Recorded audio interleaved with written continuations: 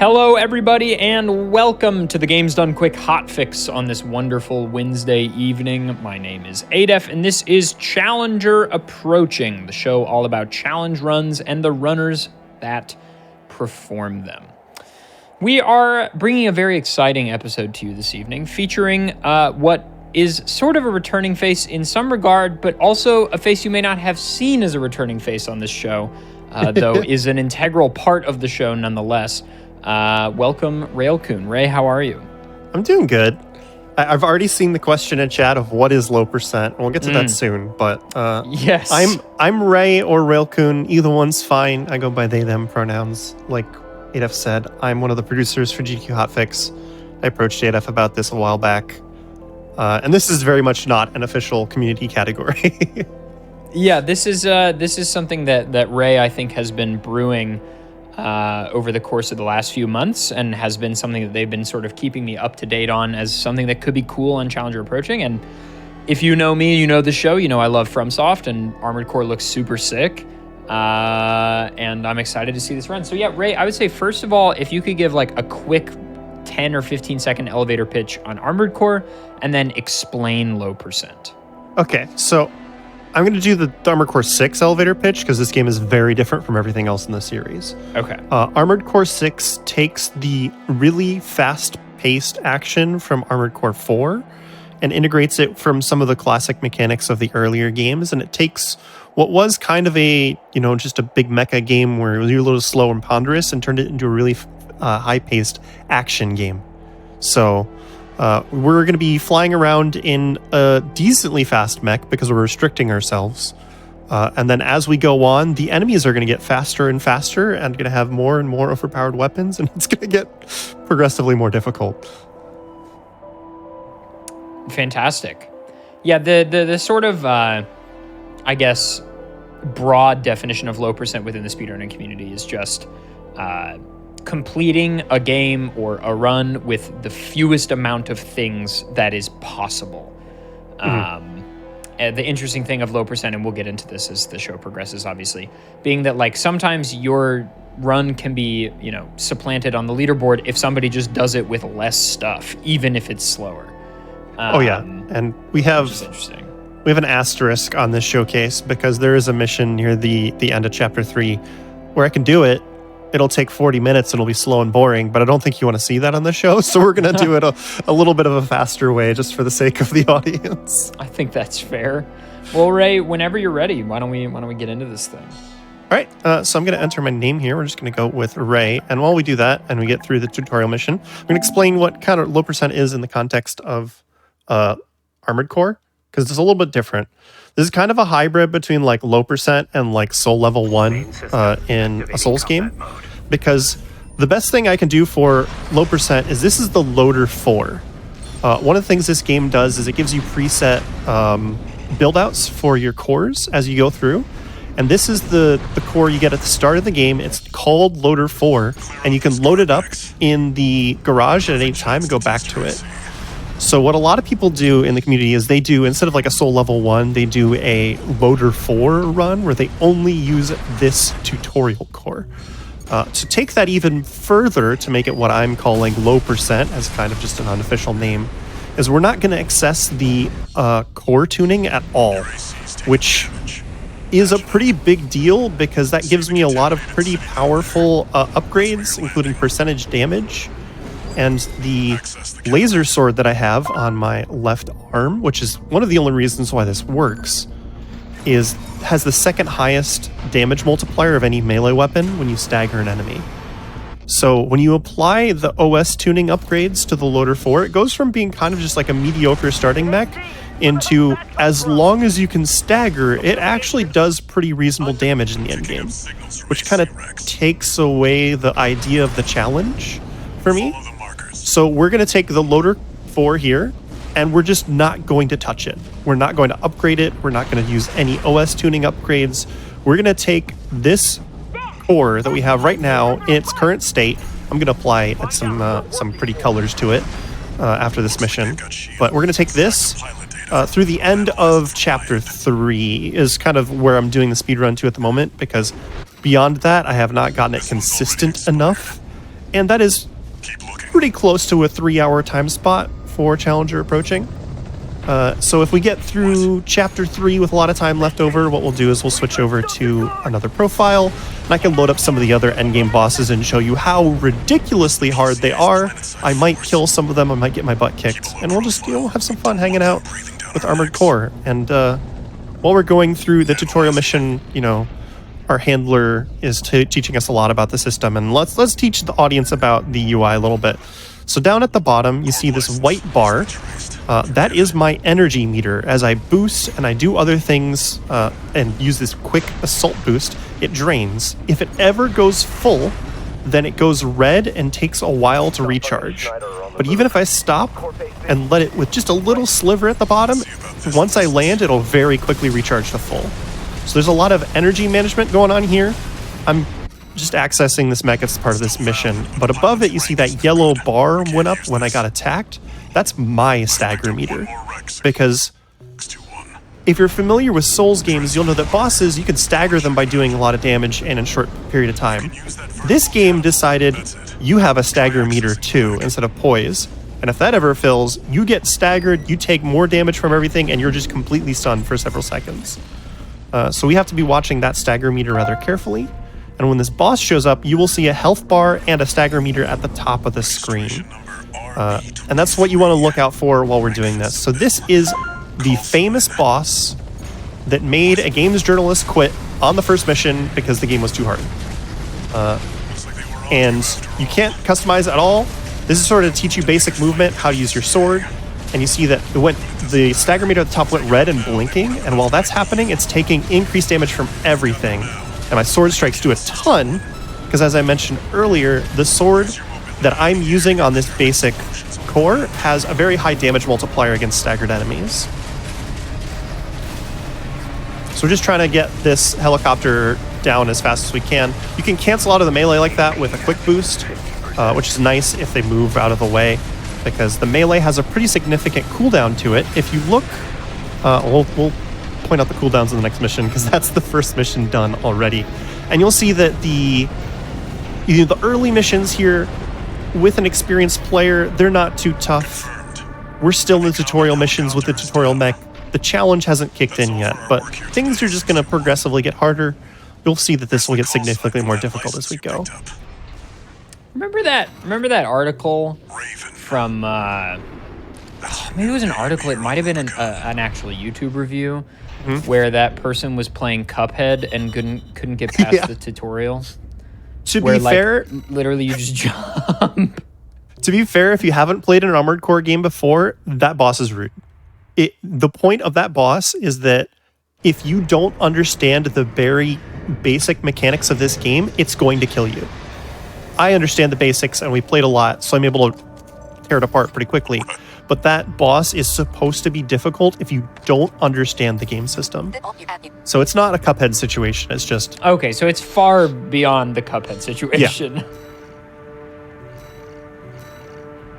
We're getting a lot of stuff because I pre-ordered the game. But we're going to then move on to our first missions here, and this is where we get the opportunity to... I'm going to go to AC data. I've got one here that's saved. It's just called No Edits. If you take up a second and look at it, you'll see it is just the loader 4. There are no changes. I didn't apply any of the other parts. I just wanted to apply some pretty paint to it. And we're going to get going on the actual missions here. Sylveon mech. Yeah, the Sylveon mech. So now that we're back in the mission, I'm going to call attention to the other things you should be looking out for. So the cooldowns of my weapons, if you see that circle in the center of the screen, the way that weapons work in this game is if an enemy is anywhere near the center of your screen, your weapons will lock onto it. And then that reticle will follow it to show you who you're locked onto. The yellow numbers are my missiles locking on the enemies. But when I fire things, you see in the center, there's these red meters that appear and slowly tick up. That's the cooldown of my weapons. That was an interesting... didn't think I was locked onto that artillery. So you'll notice that on the left-hand side, there's only one of them. The left side is my melee strike. The right side is my missiles and the reload timer on my assault rifle when I trigger it. Because that'll reload automatically when I run out, or I can trigger it early, but we don't have fantasy loading here. You will lose ammo, I believe. Let me test that. Make sure I'm not lying to everybody. Yeah, I think you just straight up lose the ammo if you reload and there's some still in the bullets. But depending on what's going on in the mission, you know, I might reload early to make sure, especially with a stagger coming up, I want to make sure that my assault rifle is fully stocked. That's cool, because that has always been a thing that's bothered me in like Call of Duty and Halo, is like reloading and the ammo still exists.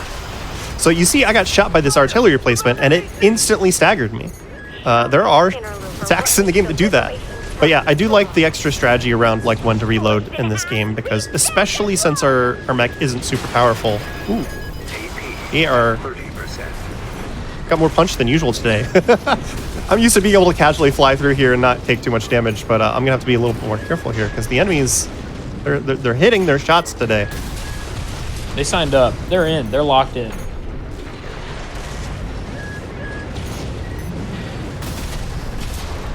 All right, so the big trick on why that can't be done even faster than that is that those artillery emplacements just have a shield in front. They don't take damage if you shoot them from the front. So just have to dance around, kind of shoot them from behind. And that should be like the basic primer and everything. You'll see I'm jumping back and forth right here. That's the quick boost. That's my square button, because I am playing on PS5, which should hopefully lead to less issues like at GDQ. We had some unfortunate crashing going on there. PC games just never want to behave when it's the critical moment. Yeah. The PlayStation version is a little slower, but I bought it on PlayStation, and I'm not like competing on the leaderboard because, like I said, this isn't like an official leaderboard category. So I've just been playing on PS5. Yeah, I mean, you do what's fun for you. So if you watch in the bottom of the screen at my energy meter, you'll notice that if I hit the circle button to where I'm like gliding around with no friction, that doesn't take energy. And that's a big change for other games. This traditionally took energy in other games. So this movement like this isn't energy management. If I jump around with the square button like that, that takes a little chunk of my energy bar at the bottom. And when I go into assault boost, which is when I go full forward like this and start boosting really fast, that's my fastest form of movement, but it drains the energy bar pretty fast. So those are just my different movement options you're going to see going on while I go through here. This is a kill all of the enemies mission, which are pretty rare in this game. So we're just trying to go through, make sure we don't miss anything. And then we'll be moving on. These first several missions were still in tutorial zone. Coming up pretty soon is where it would give you access to start editing your mech, and that's where they'll start adding more difficulty as we go. I gotta make sure I don't miss any of these tiny drones. They're really easy to miss. Like those two over there. How did I miss those two? Ooh, I do not have energy. Okay, we'll just drop out of the map. That's not a game over. It just... Is it just like a void out in like a Zelda game or something? It does a little bit of damage and voids you out. Which I know a lot of people probably never did in their casual game because it's really scary. And especially on a long mission, you don't want to take a chance on that. But if you're speedrunning and you make a mistake over a pit, you can just, yeah, take the reset.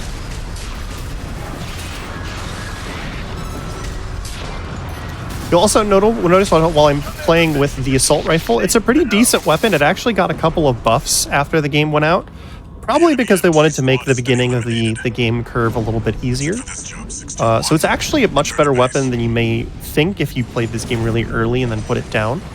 But there is like an effective range on it. And if you hit enemies and you're outside of the effective range, you'll see where the damage is appearing over the enemy's health bars. It'll say ricochet instead. And what that means is that they're taking significantly less damage from your shots, but you're still applying tiny little chunks on the stagger meter, which is important because of what we were talking about before in the green room 8F, where if you don't damage a boss or an enemy for too long, their stagger meter starts to slowly heal. So sometimes, even though I'm well outside of the effective range of my assault rifle, I'm still just going to be shooting it at enemies to plink them to keep their stagger meter from depleting, especially later on when we're going up against the really highly mobile enemies.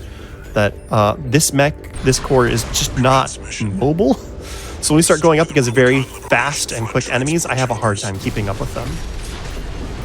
Yeah, it's interesting how like the stagger meter is so similar in so many like FromSoft titles, and also yet so subtly different. Yeah. So this mission, we just have to take out these helicopters. We can ignore everything else. So we're just managing our energy, trying to make sure we don't drain it all the way. Assault boost as much as we can. And then we can use our sword on them when we have an opportunity, because the sword just does tons of damage.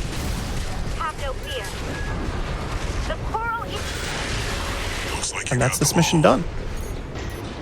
There are like bonus things, like killing this tetrapod is a harder enemy than you're going to face for a few missions, and if you kill it you get a big reward. But we're not actually going to use any of our money for anything, because like, why am I going to buy something from the shop? I can't equip it. So I like to kind of dance around with her sometimes, but it's a pretty decent mission there. Nice, very nice.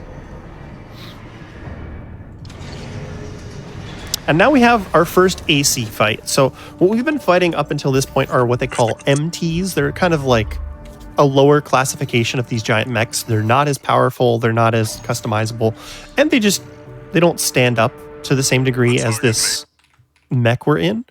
And ACs are the armored cores, the namesake of the series. And this mission is we're going to try and take out an armored core before it is delivered to an enemy corporation, while the test pilot is still in it. So whenever you're fighting an enemy AC, they are a little bit more mobile, they're a little bit smarter, they do a little bit more damage, and just overall a more threatening experience. This one isn't too tough because this is literally a trainee in his suit. But he still manages to dodge through your strikes like that sometimes. It can be kind of annoying. So you'll notice if you watch his stagger meter, it's just ticking down while I'm shooting him. It really doesn't want me to stagger him too quickly. This game does that. If you watch the stagger meter too much, you will see that it cheats. But it's nice because it shows you that it's cheating instead of like hiding the information and then like rigging it against you. Which a lot of other games would do instead. They would just completely hide that meter while it's trying to rig the system against you, you know? I just wanted a call sign of my own. It's kind of, I don't know, there's something kind of grim about it being like a person in the other thing. Oh, yeah.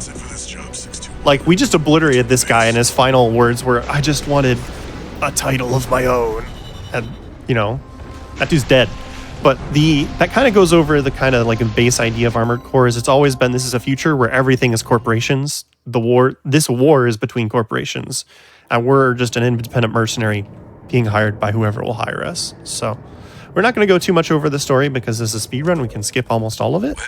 But that's kind of like the base setting for Armored Cores. You know, corporation militaries going against each other. This all sounds grim. It's intentionally grim. It's supposed to be, you know, what's the word? I'm trying to remember the word here. You know, the futuristic settings where everything is not nice and it's dystopia. Yeah, dystopian. That's the word I'm looking for. It's definitely dystopian on purpose. So this is an interesting mission because it showcases the fact that a lot of weapons have a longer effective range than you think they do. So in the beginning here, what we have to do is we need to take out all of the enemies, and then afterwards we have to take out a power module on the dam and then a tower. And since the only thing we have to do after this initial wave of enemies is taking out those targets, we can go after them, and we can hit them from further away than you would expect. I ran out of ammo. I didn't manage that very well. But how you doing, ADF? You following that? Do you have an idea on what's going on in the UI at this point? Anything I should probably explain? Maybe didn't get clear the first time? This game sort of has that like UI overload where like it's somehow also subtly not a problem. Like it feels in world for the UI to be complicated. If that makes sense. Like it's almost like Master Chief's helmet, like looking through the visor. Like it feels like I'm looking at what the pilot sees. Yeah. Which I think is really cool. The AP in the bottom left, that is like your health question mark? Yes. Okay. My health is in the bottom left. For? Armor points, I assume. Okay. I don't remember if they fully explain it, but it's always been AP. And below it you see repair 3. Those are my those repair like kits. flasks? Yeah.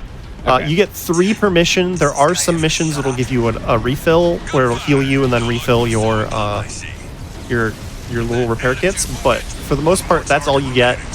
At higher equipment levels and with OS tuning, you can actually make those heal more. Currently, they'll heal about 4,400, and that's it, because we're not upgrading. Unfortunately, I timed that wrong. What I was trying to do is try to make the missiles hit from long range, then shoot as I get into range, so that my bullets and the missiles hit at the same time, and then the tower explodes. But you'll also notice if I use the repair kit, there'll be a little timer on that bar in the bottom left. So you can't spam them quickly, you have to wait a few seconds. And you have to be not boosting or quick boosting around or doing stuff while you're using them. So you have to kind of pause what you're doing to use a repair kit, but it doesn't like stun lock you like drinking a flask does in Souls games. Okay, so it's not as committal, Yeah. for lack of a better word. Yeah, I mean, for the most part, I'm not sure I know exactly what's going on, but I think that's kind of the beauty of this game, is that it's just very pretty to look at. Oh yeah, you can definitely just lean back, relax, and be like, fast mechs go zoom with this game. Yeah, I mean, that's how it, yeah.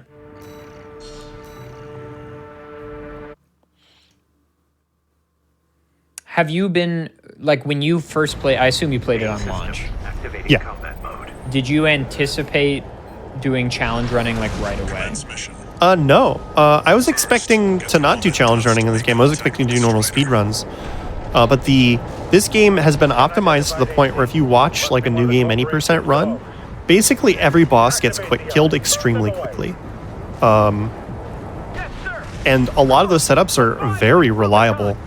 So it didn't really vibe with the kind of, speedrun I generally like to do, but I really wanted to play the game more. So I was like, well, what would like a Soul Level 1 look like in this game? And I was trying to figure out like what that would look like. And then, there's the Loader 4. And I was experimenting because like there's some things you can upgrade in the OS tuning to get pretty powerful upgrades where you don't have to change your equipment. So I was like, would that work? And then I realized how powerful that stuff was. And I was like, that kind of doesn't have the same vibe. Because the whole idea for me is I wanted to have to fight the bosses and make them feel threatening, Right. So that's kind of the idea behind this category that I've picked up. We're going to restart checkpoint here because it'll just accelerate this back portion falling over so we can climb on it. Otherwise, we'd have to watch a cutscene for a little bit. So it just sort of naturally came from me wanting to play the game more and make it challenging because that was fun. And this is sort of where I wound up. It's understandable. I mean, Which I think is just a good... That's like the genesis of any speedrunning or challenge running thing, I would say. I missed. What can I land on here? Oh, there's a boost here. I completely flubbed that up, but thankfully this is here. And I think it's a good example of how you could, like, even if you don't want to do low % stuff or other things, you can do challenge running at home. Just set an arbitrary challenge to make it more difficult. Because, like, you like the game, you want to play it more, maybe it's not challenging anymore. Just give yourself some arbitrary restrictions and have some fun. Yeah, that's kind of like, I feel like has spawned... Like, I don't know, I always enjoy when people come into chat when I'm doing challenge runs and they're like, oh, I did something similar to this casually, or like, on my second playthrough I tried this, and then they like, whether it's a FromSoft game and they did a cool, difficult build, or, if it's Odyssey and they did, try to do this as quickly as possible, or whatever it may be. It's always cool to hear that, like, it's not just in the realm of speedrunning and challenge runs. They're like, people are trying cool stuff. And just often not sharing it. All sub-generators destroyed. Oh yeah, and it's become more popular recently because of YouTube, where people are like, can you beat this game with just your fists? Yes. That kind of stuff. But like, there's also just a big community. There's a lot of people who just do, like I said earlier, they just use the Loader 4. Like, can I beat the game with just the Loader 4? And they allow themselves to use, maybe some of them use OS tuning, some of them allow like the kick upgrade, some of them even allow them to add the assault armor, which is ridiculously powerful, but it requires you to have to not only get an OS tuning upgrade, but you have to go into the assembly and equip it. So I think a lot of the Loader 4 people don't allow it, just because then you're kind of changing the loadout. Right. But if that's how you have fun, then that's how you have fun, Like most of these categories, like these challenge runs, don't have leaderboards. It's just setting a challenge that you find fun and trying to improve versus yourself, or maybe a few other people pick it up and you compete with each other. But the community is so much smaller that you can really just use the rules you want. Yeah. And hopefully, you know, I know this isn't always the case, but hopefully the era of people judging you for playing a game a certain way is coming to a close at least somewhat. It does feel that way. Also, the scale of this thing that is falling in front of you is massive. Oh yeah, people have overlaid this on the Elden Ring map, and it's pretty ridiculous. Just this individual object? Yeah. Does it stretch like the whole map? It's pretty much most of Liurnia. That's hilarious. It's big. It's very big. This game is wild. And we're going to come to the first boss that gave people real problems. This was like, if you got through the tutorial, but you still didn't quite get the system yet. This boss was going to give you some issues. Like, this is the point where a lot of people had to stop. Maybe they were still playing with the tutorial mech. They hadn't really explored the shop too much. And the shop and the garage menu are overwhelming if you've never played an Armored Core game. So, like, a lot of people just tried not to interact with it and try to get through it. And this is kind of the boss that is like, hey, you should customize your core. It'll make things a lot easier if you change your build. But of course, we're not going to do that. We're just going to fight it. As you should. So this is a pretty decently long mission. We have to go through some pretty heavy artillery that's going to be fighting at us, fight a mini-boss, fly through a few sections, then we'll get a heal before the boss segment. So the main goal here is I just want to get through to the mini-boss without taking tons of damage, because, you know, there are points where I might take damage to save time. And I don't want to take too much. Like these, you see how hard that hits, holy crap. Yeah, good lord. Keep an eye out for cover. And you're supposed to go around, but, you know, if you duck down here, you can use the wall that they're parked behind as cover. That was not the right button. There we go. And now there's a few more snipers on the walls looking at us here, as you can see. Ooh. And this mini-boss up here, where the marker is what we have to fight. And it's that enemy in the previous mission that I said we could take it out for money, but we're just not going to bother because we don't have anything to spend money on.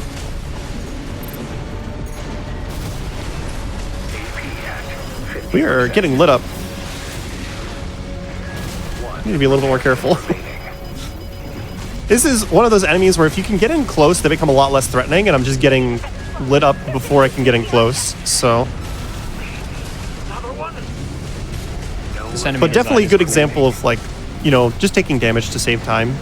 But normally not this much damage. Because you can play that a lot more safe and take your time. It's just slower, you know? What were you going to say, Ada? The enemy design, the design of the enemy is just sick. Oh, yeah. If you love just, like, giant robot fighting, you can customize these cores to a ridiculous degree. You can make custom decals and apply them to every part. There are people who've made ridiculous builds with just completely custom graphics all over them. So, like, if you just enjoy the big robot shoot big explodey weapons at each other fantasy, this is a good game for you. I do enjoy that. And you also notice that, like, I got lit up and my mech is dirty and, like, there's just wear and tear all over it. Oh, that's cool. So now we're gonna fight the big, I don't remember what this enemy is called. It's a big enemy. Okay.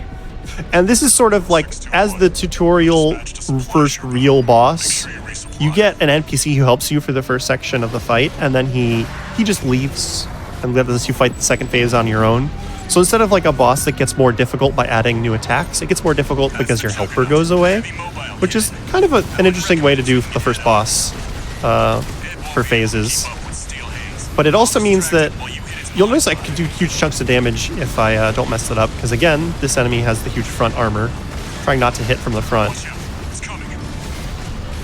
But if I try to line up the damage, I can keep Rusty around a little bit longer, because he doesn't leave immediately after the boss hits like 50%. So ideally what you want to do is like get the boss close to 50%, don't push it, stagger it, and then let both you and Rusty just pound on the boss before he then leaves, as a way to save some time. And if you ever have trouble with this boss, one thing to note is that you can't really do anything when you're directly above it. That's the stuff. So if you're, struggling with this combat early on, you just haven't found your footing yet, just get above the boss. You'll find it much easier. Understood. Yeah, we did a little bit too much damage, now Rusty's leaving. We've got enemy reinforcements incoming. If I don't intercept them, So is Rusty coming in, is that scripted, or is this like an Elden Ring cooperator? This is scripted. He always comes in on this first fight. The whole, the idea behind the mission is you were assaulting the wall from 2 different directions and meeting up at the boss. Okay. So he's here to help you out, and then he leaves partway through. The official explanation is there's reinforcements coming, but, I mean, we're a dystopian corporation thing. Of course, there's other motives here. Do you... do any of your dash attacks have iframes? Or any of your, dodges or anything? No. So you're you just using fully the have basic... to get out the way. Yeah, you're using them because they give you a pretty decent boost distance sideways or forward or however you're aiming it. You can do this quick dodge in any analog direction horizontally. Or on a horizontal plane, I should say. Right. And one of the things with customizing your mechs is that the other mech types, with the reverse joint legs, have really good jumps. So when you use them, they go way farther. We don't have the... Dang it, we hit his armor in accident. We don't have the luxury of using that here in low percent. So we just have to put up with our dashes being a little bit worse. And this is a good example of I'm shooting the armor, even though it's not really doing any damage, because it's preventing the stagger meter from going down. And I have enough ammo where it's not gonna make it so I run out of ammo in the fight. I just don't want the boss's stagger meter to recover. So it may look silly that I'm shooting the boss and doing literally 0 damage, but it is intentional. And one of the issues with this boss is sometimes the whole hitbox of it charging around extends in ways that don't make a lot of sense. You're behind it, and it charges forward and you take damage. But we got through it. Nice. And you see chat is a big fan of Rusty. Rusty, I mean, I'm not going to spoil things too much, but Rusty's a bro. We stand Rusty around here. He sounds cool just from his voice. Rusty, it seems he knew who you really are. It won't matter. I've taken that contingency into account. So we're going into a couple of slower missions. Then we got Balteus, which was the first really, really, truly difficult boss in this game. There's a meme that goes around from people who play this on launch of I beat Balteus before he was nerfed, anime meme. Right. Because he was really nasty, and then what they've done since is they've actually taken a lot of the early weapons in the game and buffed them. So they did some minor adjustments to Balteus, and then they actually made the weapons that I'm using a little bit more powerful afterwards. So I will tell you, doing Balteus under these conditions used to be a lot more difficult than it is now, but I've also just gotten a lot better at fighting Balteus. Main system activating combat mode. And this is a timed mission, but there's only 8 objectives, and if you get them all, it ends early. So that's kind of nice that, timed mission you can advance is always my favorite type of timed mission. That's what we're looking for, 621. So we're just looking for these little wrecks, and we gotta examine them and then move on. This log is interesting. The path that I'm going to take is going to activate an enemy AC, and she's kind of annoying and has some pretty high stagger damage weapons. But it's not worth taking the time to kill her, so we're just going to run away from her and hope she doesn't stagger us too much. Nothing we can sell here. You, AC pilot. You're no comrade of ours, are you? Wait. You'll notice there's this tether when I'm examining things.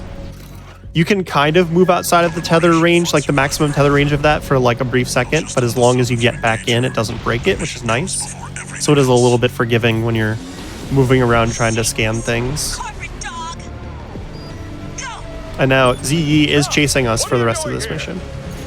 So you see those that just went zipping past me? Those were her rockets, and they hurt. So... Can you damage her, or you just have Oh to yeah, we could kill her. It's just, she's an AC, so she's tougher, she's got more health. She's actually a pretty tanky AC, because all of the enemy ACs are built in the garage like it's a player's core. Oh, that's so like cool. you could, and some of these missions when you beat an AC, it gives you a loadout in your garage, and you can play as the AC that you just beat if you wanted. Got visuals on V4's AC assembly. So her AC like it is feels like you could do that in Elden Ring games too, right? It always feels like if you beat an NPC invader, like you could just use their loadout, basically. yeah. 7 logs. But yeah, her AC is kind of tanky. It does a lot of damage. It's just not worth fighting, especially since this mission ends as soon as I scan this core. So it's just, the bonus side is she's slow, even slower than we are. So once you get some distance on her, she's not really going to catch up to you until the end. Promising wreck. That's it for this job, 621. Return to base. I love the fade out at the end of a mission. It's just like you ethereally end the mission, and then everyone forgets about you. It may not look like it as well, but you are fully invincible on the fade out at the end. So you can just stand still and let the enemy shoot at you if you want, but I just like dancing around, having fun. Well, that's good. Because that's like one of my least favorite things in gaming is like when you finish a mission, when it's like a mission-based game, and then you lose control and you die and it says mission failed. It's just the worst.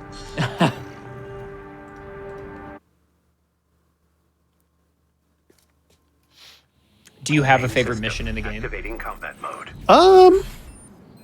Commence mission. Investigate. I think house probably number just from the 712. power fantasy. There's a mission near the end of one of the ending paths Nothing. where you're fighting up in the like Happened here. the upper stratosphere of this planet, Quiet. fighting against an entire battalion of like 621. basically this universe's star destroyers, and they give you an infinite energy meter, so you can just boost around and blast around and just feel like you're super powerful the entire time, and that one's fun. Stick to it like glue. You'll lose it if So these it enemies gets are too annoying because if you don't kill them, they will vanish like that, and then you have to get close to them again. I try to use a setup where you do a little bit of damage and then you stagger them. Like, you have literally one hit left. Come on. And then do some rest of the damage while they're staggered so they can't disappear on you like that. But Was that think it was a mech butt. behind what happened here? yeah, I think just that mission's probably my favorite just because the power fantasy. The end of that mission makes me sad, but it's so much fun being able to zip around at high speed with no limits. Why does it make you sad? Like story spoiler reasons? The boss at the end, yeah. Another one of those stealth mechs. Don't let it outpace you, 621. I hope it's not our King Rusty. 621. Ah! Okay, it did blow up. I thought it got away as well. This time, I was very sad. use your scanner. Mark your targets to undermine their tricks.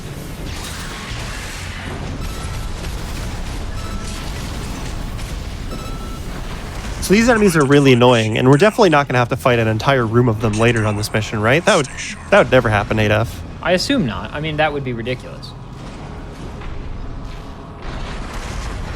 According to the blueprint, there's a massive water reservoir. Don't tell him, deep chat. inside the arsenal. Let him believe. If there's anything Don't tell me. dangerous, that's where it'll be. I think this is definitely a game that 8F will play eventually, so I'm actually like trying not to spoil 8F here. 621, I do behind you. want to eventually play this game. It looks And if you're not so listening too sick. closely to the dialogue and you're just watching pretty mech stuff, you're not going to get spoiled here. Yeah, I'm not paying attention to the story literally at all. Mm-hmm. All I know is Rusty cool, robots 2 repair big. kits remaining. That's really it.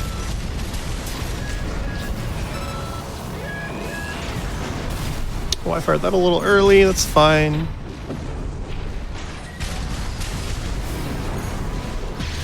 Ah! I messed that up, but if I could have staggered it, I could have bought myself some more time. There we go. Thankfully, didn't jump too far away this time. And that was just an issue of I forgot to reload, and then I hit my missiles too early and just a lot of little mistakes, not anything big. And that's kind of how this game goes. Like, if you're doing any percent speedrunning, there's a lot of little tiny ways you can mess up that'll take a lot of time. And I think that's one of the nice things about like leaning into the challenge running instead of speed running is you're leaning into, let's make the fights, the big cinematic bosses be the hard part, not just, oh, I messed up my movement a little bit, that's a reset, you know? Right. And the game is so fast that like I feel like small movement mistakes probably don't have that big of a bearing on things. See, we're in an enemy area where there should be enemies and we don't see anyone. I wonder why that would happen. I bet nothing will happen. So you can see them with your radar on the bottom right now, but they move. So what I'm doing is I'm waiting a second. I'm letting them jump to their final positions before I then chase after them. So what these ones do is when you knock them off the wall, it fully staggers them. So I like to fly up to them, hit them with the missiles and my assault rifle at the same time, and then sword them as they land. That one got away. And that lets me just get the quick kill on them. And these guys will snipe you the entire time you're fighting kind of the main one, the boss, and that one jumped away because they're annoying, and they do that if you don't kill them quite quickly enough. So I just prioritize taking these guys out first just so they're not sniping you the entire time. Landed. Okay. Sometimes they land on the edge like that. It's a little bit troll. Another dealt with. Stay focused, 61. And now you see this enemy has like the blue meter above them. That is pulse armor. And what it means is it's a non-regenerating shield. And most enemies that have this, once you break it, it will stagger them. But you can't do any damage to their like AP until you break it. But after you break it, there'll be a delay, and then their armor, the pulse armor comes back.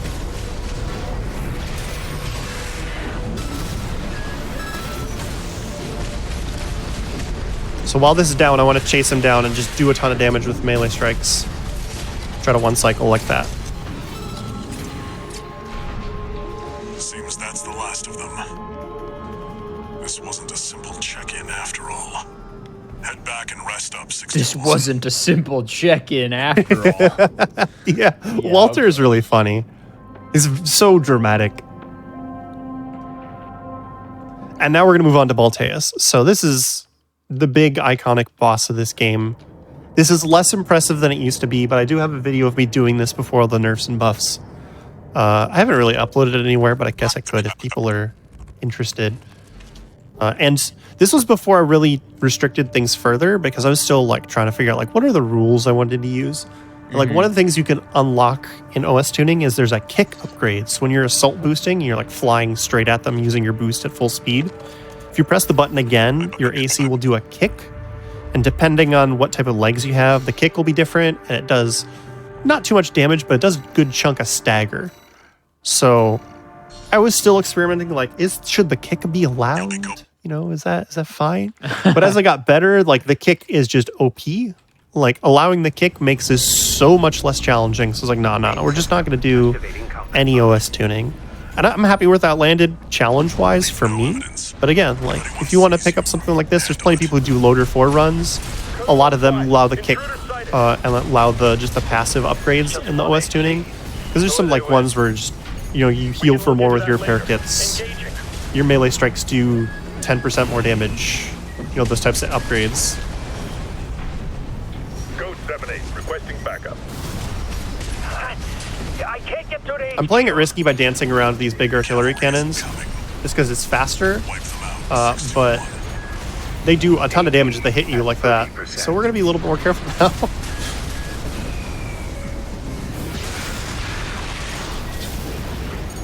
Unfortunately, I messed up the routing there. What I wanted to do is kill all these guys on the ground, kill this one last, because a lot of people don't know this, but if you go back this way... Oh, there's one left. Where are you? Which one did I forget? Oh, the one up on the tower here? No. Oh, did it fall down? I think it fell down under this. That's annoying. Where are you? It's gone. The red dot disappeared. Adolf, what's going on? Is that good or bad? Hopefully good? No, it's not good because they are not dead. There's an enemy here somewhere. And now their radar marker is gone. So I don't know where they went.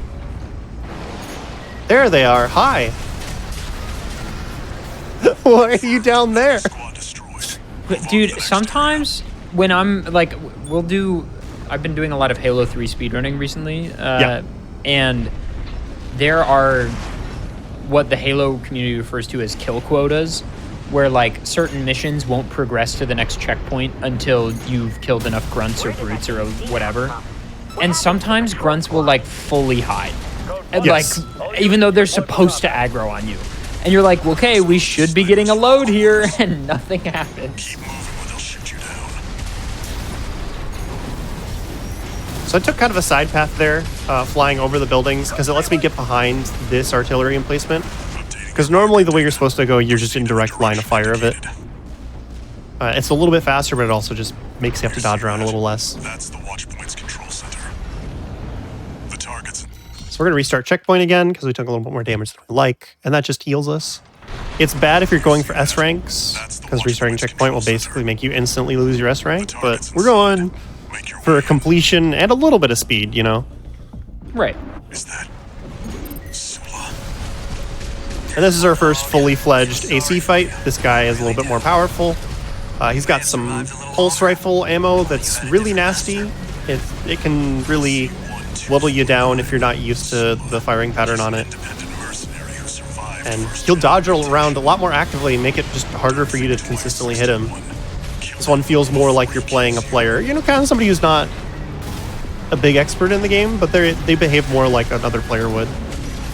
Sure.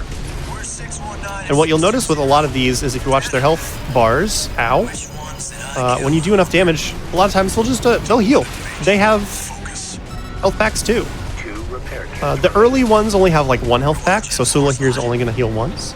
But later in the game, when we're going up against some really tough ACs that are very mobile, have very good weapons, and just fully cheat and read your inputs, they'll have 3 health packs. And it makes this significantly more challenging. AP at 50%. And you can feel see like- there, he dodged out the second hit of my sword. The boss I remember seeing the most when this game came out, my roommate was playing against him, and then I think I saw somebody else I'd watch on Twitch playing against him, Repair kit and remaining. I don't think we've seen him yet. There's a pretty notorious boss, I think, like in the mid-game somewhere. In the mid-game somewhere. And it looked like a UFO almost. Confirmed. Oh, that might be what we're about to fight, Okay. actually. Jim 621. You did good today. Back to work. Because Balteus is kind of weird shaped and very distinctive. And he spams just missiles everywhere. And before you fully understand how... this is the boss, I think. Yeah.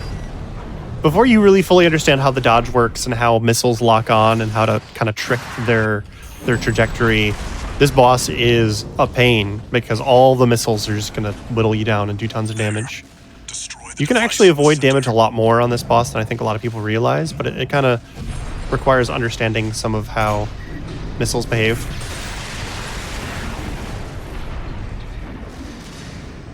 Yeah, there's also the Sea Spider. That could be the one that's at the end of Chapter 2.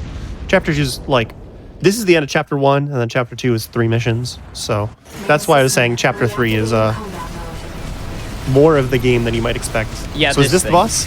Yeah. Into the enemy craft. Yeah, it's this one. Autonomous PCA craft. Balteus. So one thing that this boss introduces is if you watch, while I'm fighting, watch Balteus' left arm, where that red square appears. And if you're listening, you'll hear a beep, beep. That's indicating that the grenade launcher is about to fire and is the most dangerous weapon that Balteus has, by a long margin. It does tons of damage. It will almost instantly stagger you. If you have any stagger damage, it probably will instantly stagger you.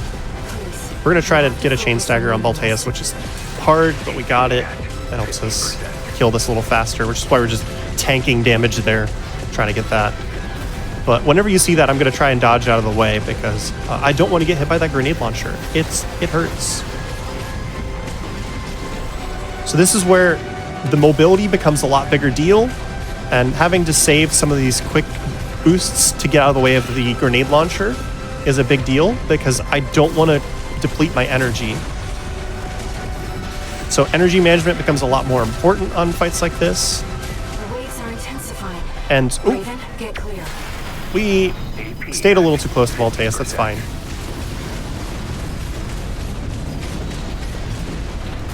But one of the good hints here on Voltaeus if you're struggling is just stay close and dodge the grenade launcher. Second phase is a little harder because these flamethrower attacks are pretty nasty, but as long as you're kind of trying to stay close, because a lot of the attacks can be dodged just by going behind Voltaeus, then you're going to be in a pretty good position. He's also not spamming his missiles at all. Like, what's going on? I've never seen this before. That's never happened before for Richard.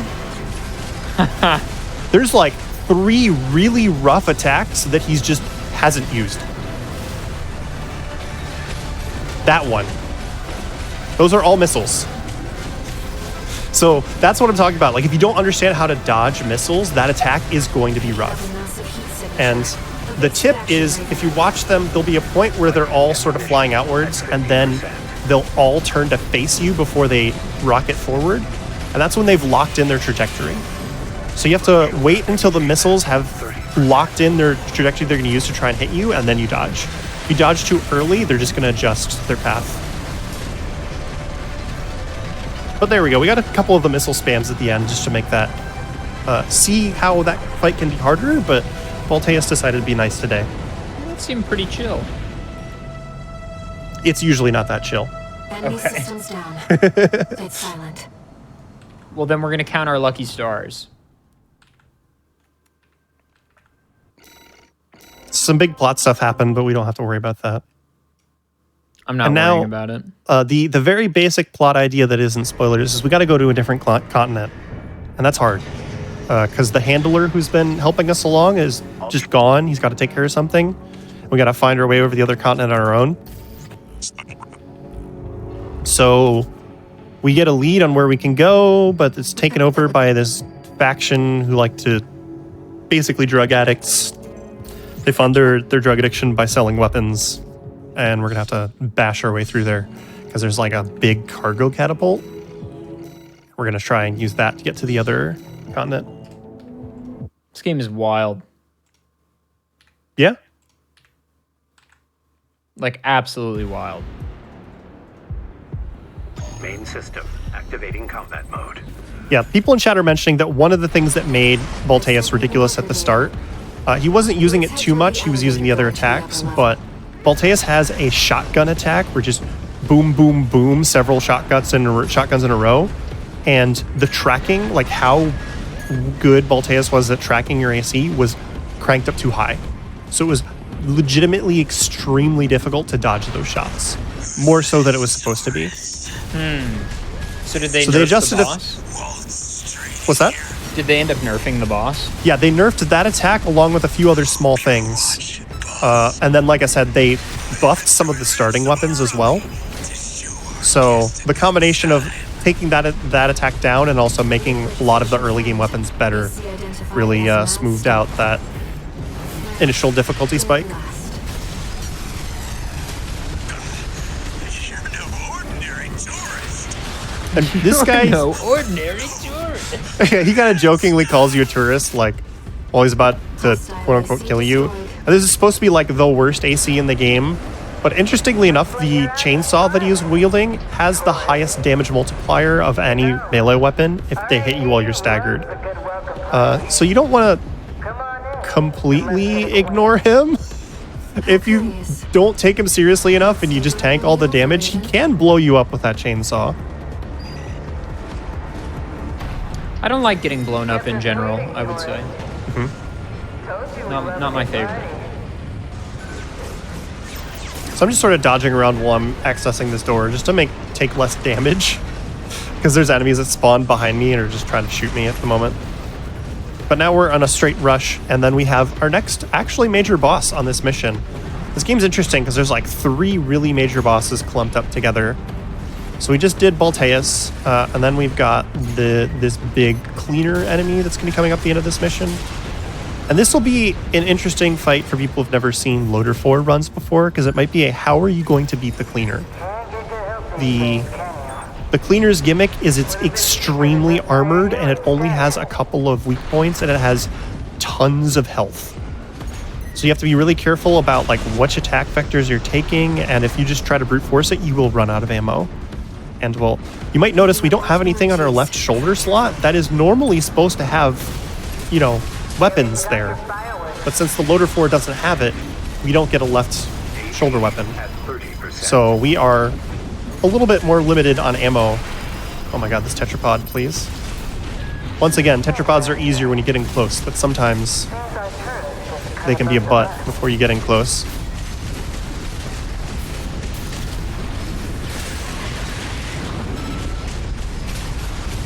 So yeah, it'll be... Well, I think a lot of people aren't aware of the second weak point on the cleaner that we're going to be abusing, so... Oop, interesting terrain there. He shielded my sword strikes, and he actually took like less damage, but he still took the full stagger damage, which is really the only part about that I cared about. How did the second swipe miss? That's rude. All right, tourist. That's enough. You've made your point. I surrender. It's just not worth the losses. Come on, I'll let you So we're at this point, we're getting to the point where this AC is not intended anymore. Right. Yeah. This boss like, and this is how far you can get. Where like it's a moderate challenge run to here, and then it ramps pretty quickly from here, I assume. So we're taking that heal before we go in here because we took a lot of damage. And this is just a cool looking boss. So, Adef, when you look at this boss, tell me what you think the weak points are, because there's 2 of them. The arms. Or is Not it quite. the molten crucible? Yeah, the Molten Crucible's one of them. So if I can get up high and get my missiles in there, it's going to do more damage and a much more stagger damage. And then it's that tiny door on its face, actually. If I can get shots in there, it actually does significantly more damage and stagger. So what I'm doing here is because when you go above the boss, it likes to shoot these rocks out at you, and they do a ton of damage and a ton of stagger, and it's pretty dangerous. So the safer way of doing this on the Loader 4 is you kind of stay in front, you kind of try to get some of these shots into that little door in the front, and then when you time your missile shots well with the arm movements, you can also get the missile shots in there too.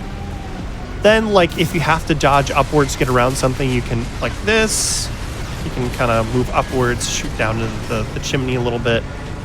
But I'm also just going to keep firing the assault rifle the entire time, because even though I'm hitting the armor, I'm doing little tiny chunks of stagger damage, which is preventing the stagger meter from healing, which is important. Because I'm unloading on this boss, and I'm doing a ton of damage, and he hasn't taken much damage because health pool is so big. You're going to do most of the damage while it's staggered here.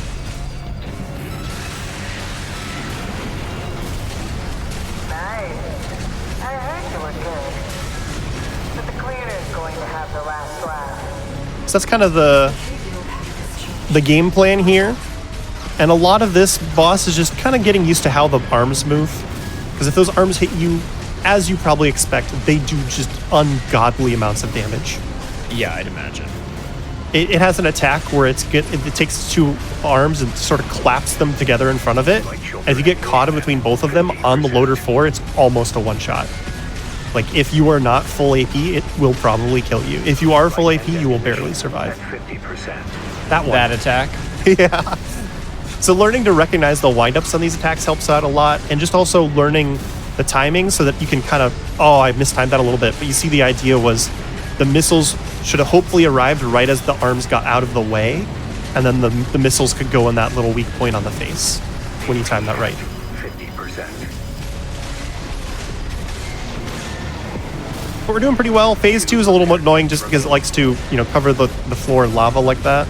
Right shoulder ammunition. Makes it a little bit more difficult. Standing in the lava just does ridiculous amounts of damage. Gonna try and finish it off here, not quite. Oh, gonna take a lot of damage for that, but it's fine.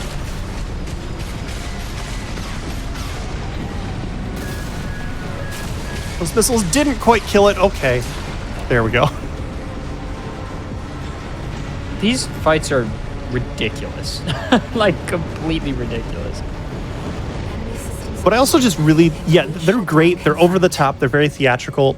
You can kind of see why, like, when this game was announced, some of the classic old Armored Core fans were upset because they're like, they're trying to Dark Souls my Armored Core. And, they're just these huge cinematic fights and big wind-up attacks, and movement is just as important as damage. But I like that this boss, the fun and cool way to fight this boss is just to dunk your most powerful weapon down this chimney.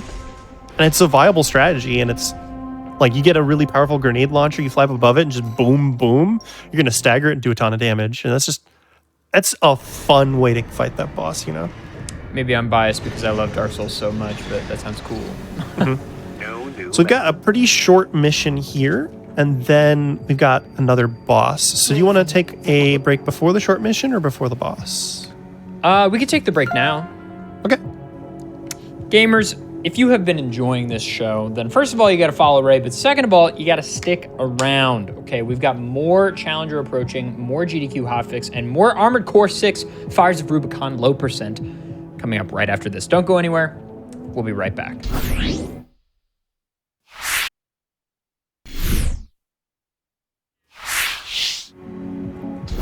Hello, everybody, and welcome back to the Games Done Quick Hotfix. My name is Adef. This is Challenger approaching. Some quick announcements. Gamers, Summer Games Done Quick will be live from Minneapolis, Minnesota, June 30th to July 6th. That is in just 1.5 short months, and by that I mean 2 short months. The SGDQ 2024 Games List is being released this Friday, 2 days from now on the 26th. Remote volunteer submissions are now open until the 28th, which is 4 days from now. If you'd like to help out as a chat moderator or social media volunteer for the event, visit the link on gamesonquick.com/profile to sign up. But with that, Ray, we are joined, of course, by the ever delightful Railcoon playing Armored Core 6.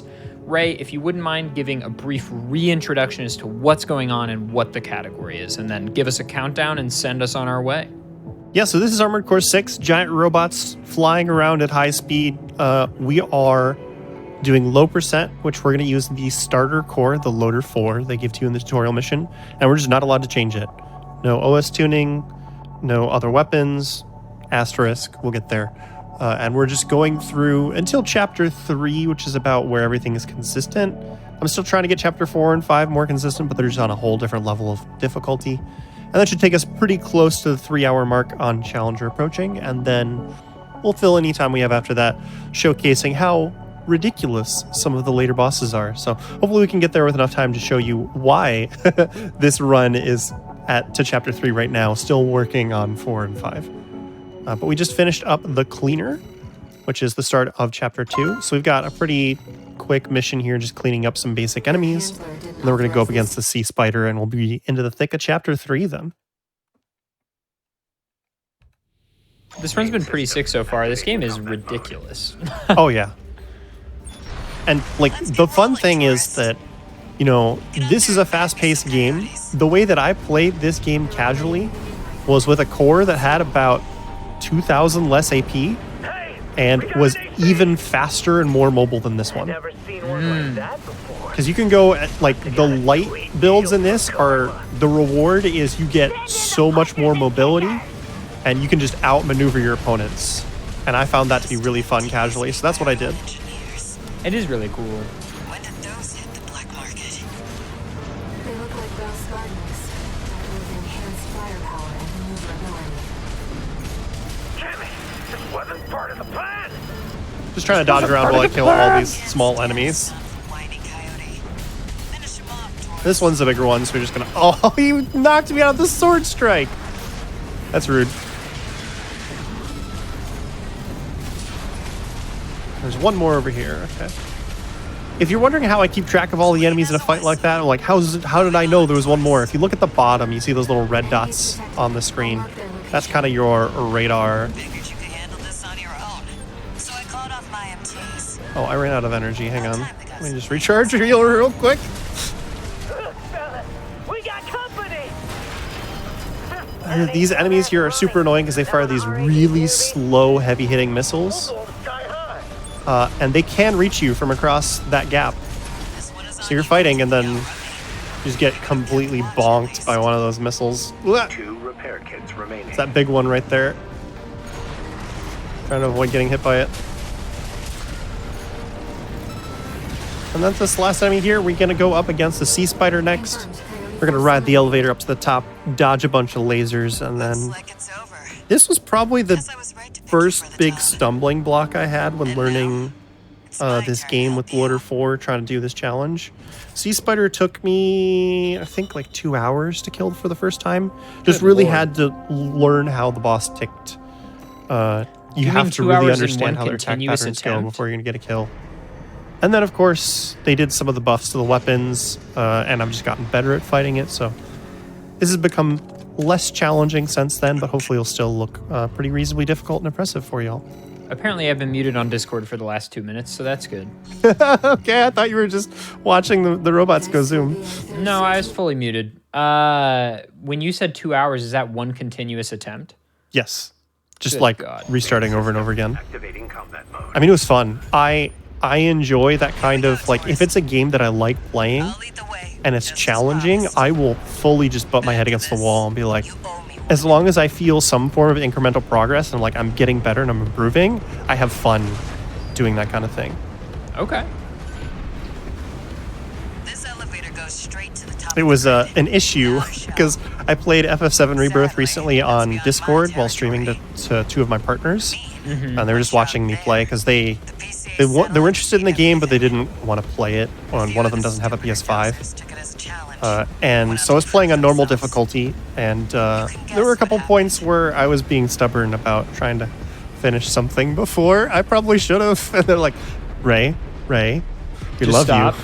Do something else. Yeah, just do something else, please. As Carlos said, at this altitude, we're within firing range of the PCA satellites. So these lasers going on, we are high enough altitude that these satellites can shoot at us. And that's what happens when they hit you. Wasn't trying to showcase that, but you get precisely 2 hits on this mission.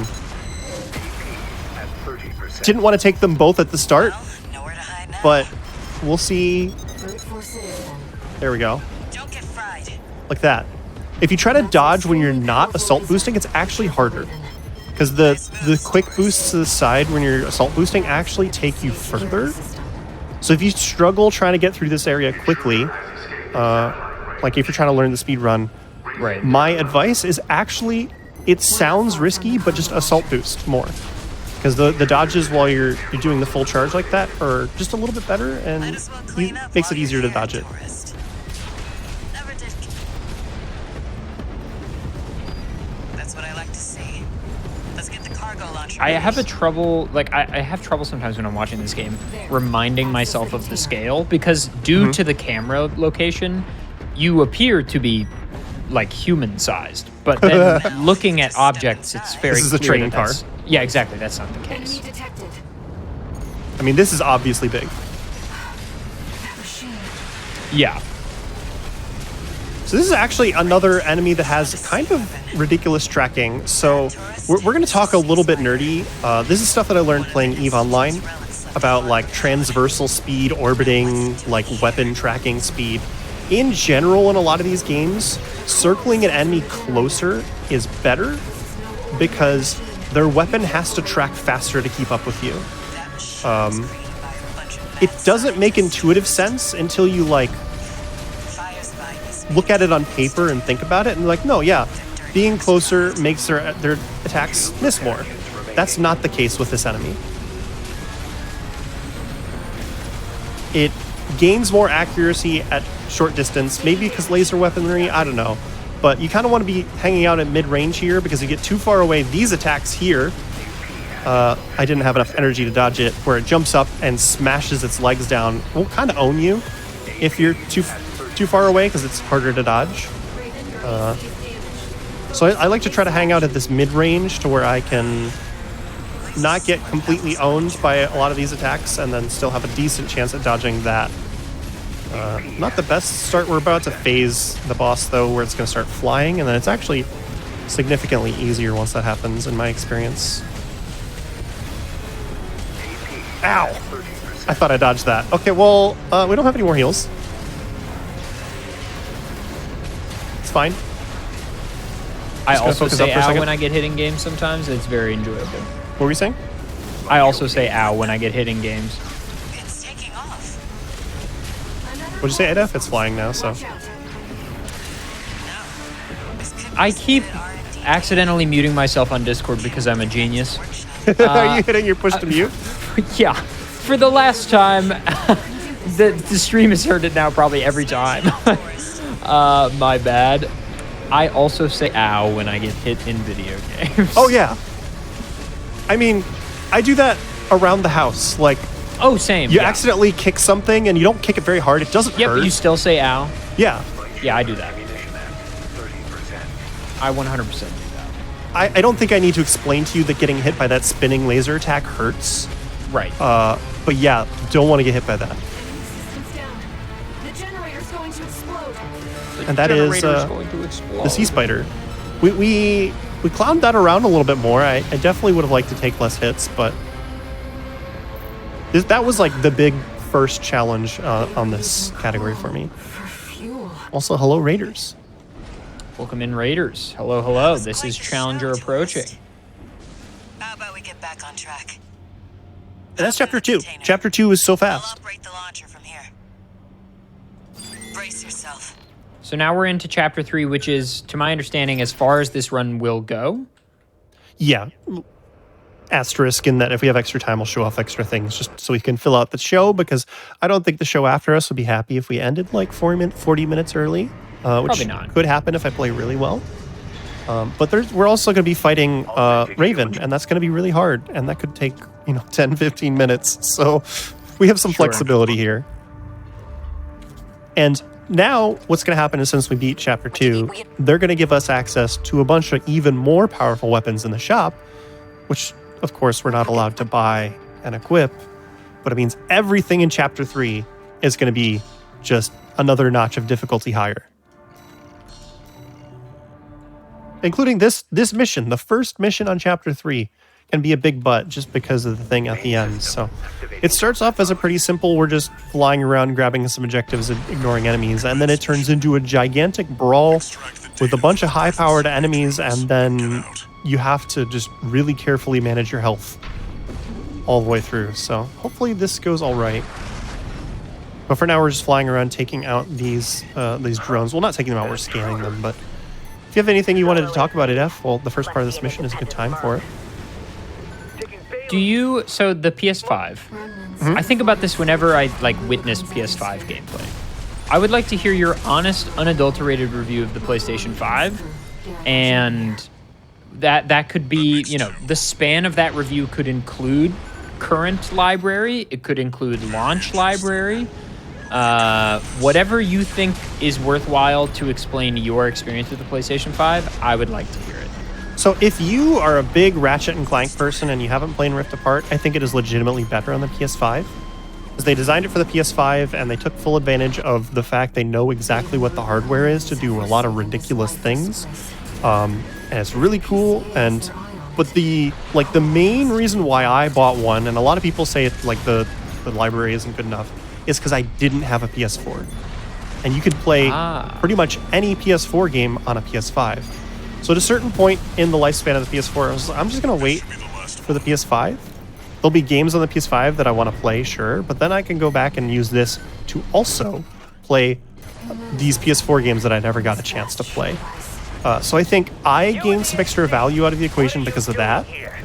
If you have a PS4 and you've played a lot of those games, I think it is a tougher sell, and you can see that with the sales numbers. It has struggled, just because console exclusives are just much rarer than they used to be, and also reportedly the F7 Rebirth exclusivity agreement is, again, this is leaked information, who knows how accurate it is, supposedly only 6 months. So that is less incentive for people to buy the PS5, and then since less people bought the PS5, less people are developing exclusive games on the PS5, and I think it's kind of creating a feedback loop on itself. But it's nice. I enjoy the simplicity of the fact that it's a really powerful machine, and the fact for some games where if it's available on both PS5 and PC, I can load it on my PS5. Load times are fantastic. Like, I bought Elden Ring on PS5 initially because like this is probably buggy on PC at the start, and PS5 is going to load faster. Yeah, my PC experience on Elden Ring on launch was a little rough. I Yeah. still really enjoyed my time, but it had a lot of visual problems. That you I can wasn't kind of expect thrilled that about. from previous PC launches. They still haven't found the sauce on getting a really good PC launch immediately. Which is unfortunate. It's fine. Like, how many games have they released like instantly between console and PC at this point? Not many. Yeah. So it's like I'm not holding against them and like being like, oh my god, FromSoft, why you suck at this? It's like, no, they're getting better at it. It's better than some of their other games, but it's still pretty rough. But I think if you do have that experience where there's like PS4 games that you want to play and you haven't played yet, then it can gain some extra value for you. I have a PS4 and I've had a PS4 for years.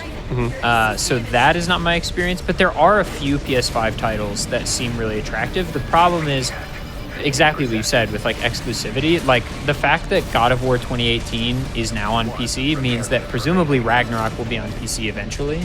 And I loved God of War 2018. And like, you know, the other PS5 games I really wanted to play were like Returnal, which is now on PC. And presumably the new Spider-Man games will eventually come to PC. And those so are it's big hard, ones. Like it's hard to justify because those are the games I really want. Yeah, and I enjoy it because I'm getting access to games that I never got to play before, like from the PS4 library. I really wanted to play Rift Apart. I had a lot of nostalgia for Ratchet and Clank, and that game was just really fun.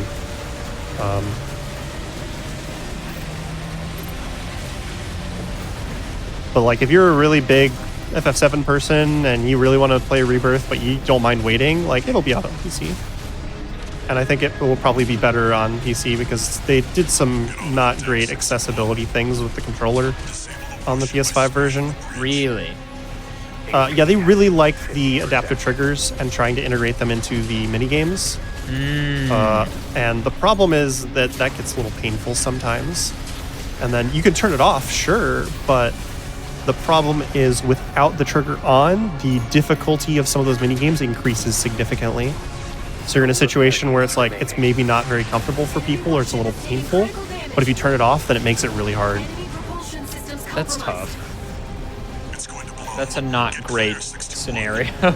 Yeah. And it's unfortunately like been a recent theme for a lot of PS5 games where they really want to integrate the adaptive triggers. But the thing is they're pretty strong and they can fight you pretty hard. So if you put in a mechanic that's using the adaptive triggers and needs you to pull them quickly and fast, it's not comfortable. Yeah, my roommates, I recently moved, but before I moved, my roommates had a PS5. And I played it a little bit, and the DualSense is very cool. Like, it's a very cool controller, and I like the way the triggers feel. But my big complaint with the controller is the battery life is horrible. Really? Like, I found the battery life to be like 5 to 7 hours. Like, I get more out of it than that generally, but I mean, lithium batteries, it could just be a one-off thing. True. But I used my PS5 controller. I got a custom one, like Sakura colored, like cherry blossom pink and white. And I use that for my PC games now. Oh yeah, people love it for PC gaming. I do like a mix of keyboard and mouse versus controller just based on like how the game feels. There's no like hard logic. And for games that I play with a controller on PC, I really like the PS5 controller.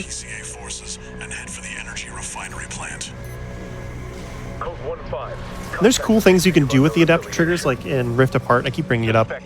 What they did with a lot of the weapons is that, like, some of them, when you pull the trigger, it would be like a stop partway through, like you were pulling a trigger, and you could like tap against it repeatedly.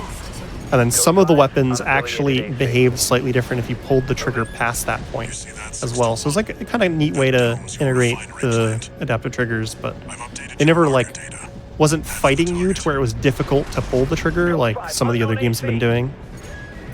Must be after the plant. Contain the situation. Terminate it. Collect any The other corporate data thing, you can find. since we're talking about PS5 and, you know, upsides, downsides, store your PS5 sideways. It's that AC. I know a lot of people, like when that was Really? recommended, were like, that's weird, why would I do it? It's so big. The liquid metal cooling on the APU has been it's better on the newer PS5s, but if you have an earlier PS5, you get less problems with the liquid metal if you store it sideways than vertically. That's the refinery plant. Does that just increase performance or longevity? Code 5. So it's kind of longevity, like, you know how there's those YouTube channels where people buy like broken consoles and then they like fix it while they just talk about Yeah. stuff, and it's kind of just like chill background noise. Yeah. Like, can I fix all of these PlayStation 4s? All those channels, once PlayStation 5 started breaking, it's basically like, I'm just gonna open up and I'm gonna look at the liquid metal. We're gonna redistribute this a little bit. There was a dry spot. Oh, hey, it works now. You know, like a lot of the broken PS5s are just very simple fixes on the liquid metal. I've identified. Which is nice and not, because I had an issue with my I've PS5, identified PCA, and special I got quoted a lot of money to fix it, and then I tried taking it to a local place, and they wanted a lot of money and didn't even look at it and said they were going to replace the motherboard. I'm lucky enough to where I live close to East Starland, so I had them look at it. East Starland are the goats. Yeah. And they opened it up, they did some basic, just like cleaning it out, diagnostic stuff, and then it just worked. at a time. 6 to 1. Don't let them. That was not a good start, so we're going to restart this. This is actually secretly one of the harder fights, because we're fighting two ACs at the same time, SP. and they're both really mobile, and I'm trying to focus down this kind of egg-shaped one, because it has a really nasty melee attack, that one. And the longer this guy lives, the worse it is for us. But the entire time we're fighting him, his friend with a lot of long-range weaponry is trying to blink at us. So if you take too much damage early here, it can be really nasty. And there's another fight in this chapter where you have to fight two ACs, but you have Rusty helping you, so significantly easier when there's 2-on-2 versus 2-on-1. You mean the goat? Did they? I'm pausing here. Did they both just freeze? That's never happened before. Oh, let's go! They said the thing! They both just got stuck on the wall and stopped there. I've never seen that before. I've seen sometimes they get stuck in corners, but they both had plenty of room to move like horizontally, and they just stopped. The long range guy here with the lasers kind of got unstuck when I charged in and I meleeed, but I probably could have just stayed there and shot them, but it would have been slower. So.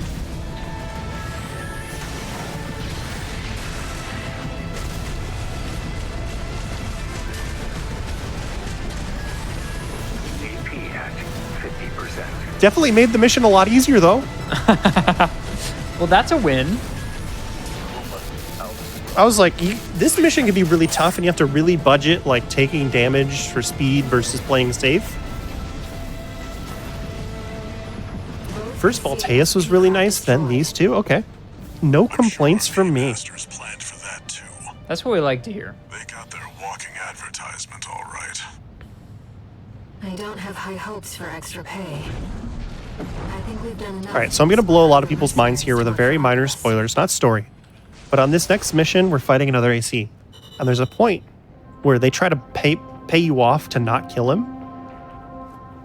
You should, if you've never seen what happens, accept the bribe and let him leave. You'll have fun. I'm not going to say anything more than that. If you know, you know. If you've never seen it, try it. Like, load up your casual file, go up against V7, damage him until he tries to pay you off, accept it, and just watch what happens. You can kind of like game it in a speed run where you can accept the bribe and then he starts to fly away, and then if you hit him with any decently powered attack, it will instantly blow him up.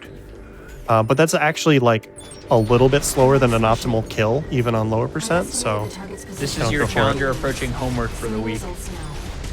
yeah, if you really like this game and you don't know what happens when you do that, try it out sometime. So we're supposed to be dodging these ACs and like not being seen, but if you can duck out of sight after one sees you or just blow it up, then you don't lose the mission. So Surveillance MT. Camera's tracking you. that looks really dangerous, but it's actually pretty consistent. Raven, surveillance MT. No sign of the target, it seems. I actually took a slightly safer route through there as well. There's a more dangerous one you can take to go a little bit faster. Look over there. But I like that, you know, the missions in this game allow you to do that kind of thing where it's like, this is supposed to be a stealth mission. And you can just go full-on speed run, Target confirmed. just blow It's Speedrun. anybody up that Best sees you. resource You don't set. instantly lose, you know. This is an Right. opportunity for an ambush. So this is a slightly more powerful AC. He's also got tetrapod legs, so he can just hover in the air like this. And he's got this shield, which means he takes significantly less damage in stagger. So you really got to try to get these melee hits in. But he also has that grenade launcher that can stun you and do a lot of damage. And then he can follow it up with that baton attack. So he hasn't killed me in a while. So I guess he's trying to make up for the other people Target confirmed. kind of giving me the easy Best fight number on the seven. previous mission. This is our opportunity for an ambush. But a good example of how this is a step up in difficulty, I guess. So thanks for that, V7. Swinburne is his name? Yeah, Swinburne. Stop that! How dare you attack me with my back turned? I like that he gets really upset. Not that you attacked him, but because you attacked him while he wasn't paying attention. It's all about honor, Ray. I don't know who put you up to this, but clearly you need to be disciplined. It was rude because he actually I can't lose. he grenade launched me while I was going in for a melee, which that's my fault. I should be tracking the cooldown of his grenade launcher because they do have to respect the cooldowns of their weapons, which is nice. But it's just nasty when you're not paying close enough attention and they get you with one of those counterattacks, you know. Because that grenade launcher, it hits super hard. It'll stagger you if you have any stagger on your meter at all. I'm high stagger right now anyway, so he doesn't have to hit me with much just to stagger me right now like a kick. No, let me heal. Thank you. You've got skills. Shame you don't put them to good He got me with the use. kick that I was talking about earlier that I'm not allowing myself to use. Right. The tetrapod kick is really good. It's a fast animation, comes out really fast, and has a really good hitbox too. No repair kits remaining. So we took a little more damage than we'd like to, so I'm going to play a little safer here. Anything hasty. That's his last repair kit. Realize I lead the Vesper 7 squad. I could... the thing is, I'm not good at timing this. I could take the bribe and blow him up, You need discipline. but the spoiler I'll give is if that I mess it up, it'll lose a lot of time, and we'll just kill him.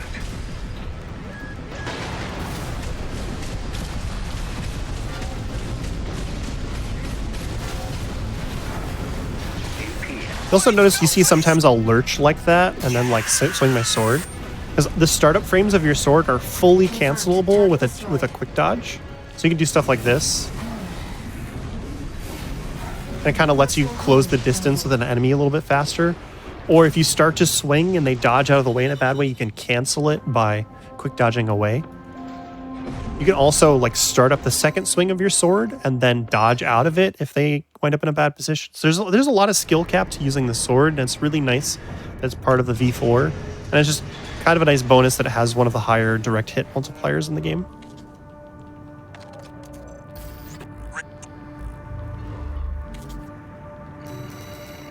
I keep mashing into AC design on accident, but thankfully we don't really have any other parts to equip on accident, so we're not going to accidentally like void our run. But this is a tunnel mission. This is a pretty straightforward, just dash to the end, and then this is common in action games like this, but not really in Souls games, where Destroy the old sensor. then you have to escape while everything's dangerous. This place may be derelict. Yeah, this is a very common. I just played Metroid Prime for the first time, and like that had one of these classic moments towards the beginning. Unaffiliated AC.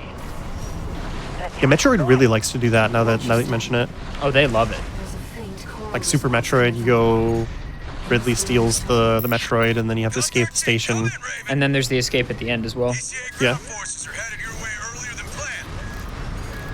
Make sure they stay busy. You know what to do. And this is a section where, like, killing enemies on the way saves a little bit of time because you're going to go back by them again. So, like, it just makes your escape a little bit easier if you can kill some of them without slowing down to do it. Basic shield. Just target destroyed. And as long as you're inside that shield, it doesn't shots. So I just fly forward a little bit. And now, hey, you know Poison Swamps and the whole like meme about Miyazaki and Poison Swamps? Yeah, isn't there one in this game? This is that mission. I'm not getting shot right now. My health is just slowly declining because of this big explosions going on around us. I'm also getting shot a little bit too, but you take passive damage while you're escaping in this section. So unfortunately, I don't think there's going to be a hitless or Armored Core 6. Hitless in this game would be absurd anyway, like memes aside. Vadi Vidya, one of the big YouTubers for Souls games and also really likes the Armored Core games, tried to do a hitless run, and he actually got all the way to Balteus and just couldn't from there. But I was legitimately impressed he got as far as he did. That is very far. Head back and rest 621. Yeah, especially since he was taking it slow and he was, upgrading his core, but still, like, taking safer methods that are going to take longer is about like an hour of actual gameplay. Several of the missions, of course, required restarting many times, but yeah, I don't think we're going to have hitless runs of this game anytime soon. Probably not. Do you remember that boss from the beginning of the game, Adef? Big helicopter? The helicopter guy that you said Yeah. was a big trap for early players? Yeah. Yeah, what about him? Wouldn't it be fun if they came back?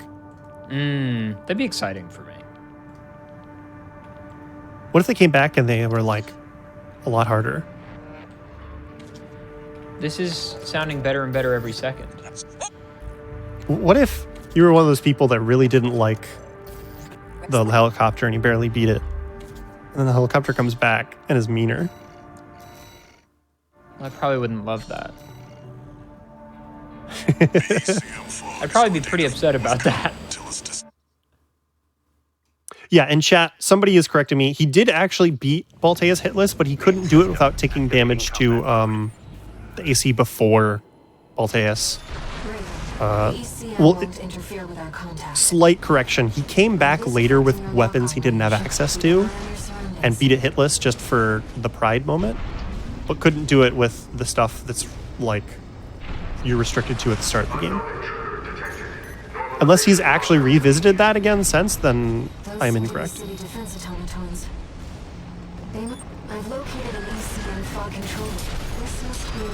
So this is the fun mission. I'm sure you're familiar with this from other games where your map doesn't work, neither does your radar.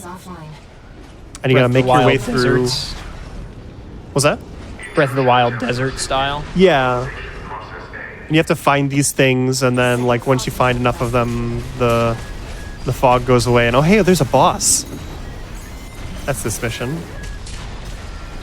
And a lot of these enemies are absolutely not required to kill, so I'm gonna be trying to skip as many of them as I can. We're actually gonna avoid this kind of annoying section over there. Because if you just cut to the right of this building, should be right over here, I believe.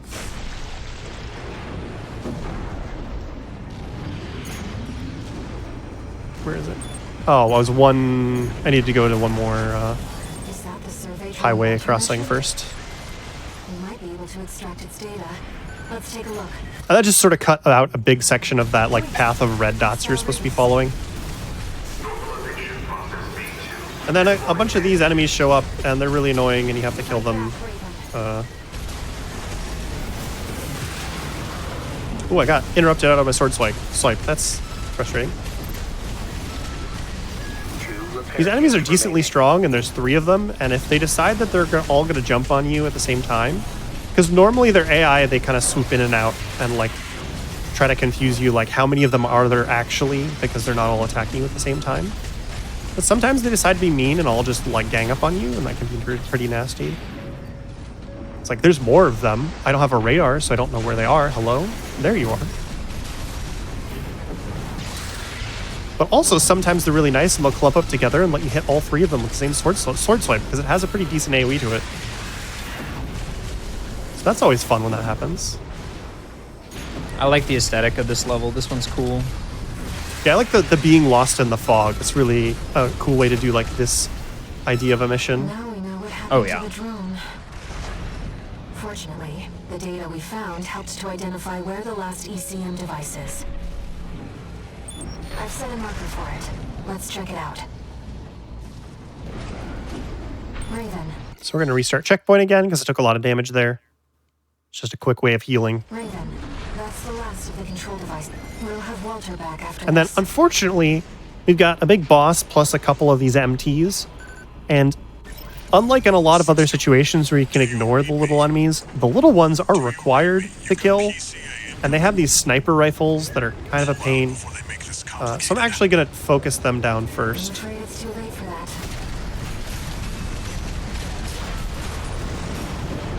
But I have to do that while avoiding all of the shots from the helicopter, which can be kind of annoying. So much for subtlety. You'll have to fight your way out now. There's one more. Take them There it down, is. 621. I'll clean up the mess. Raven, I've identified some Xylem defenses we can co-opt. Okay, Try accessing that's all the little guys down, and we just have this same helicopter, except it fires more missiles. It's got more health. It also feels bigger. It's huge. Yeah. It's like the heavy version of the helicopter. You dodged it.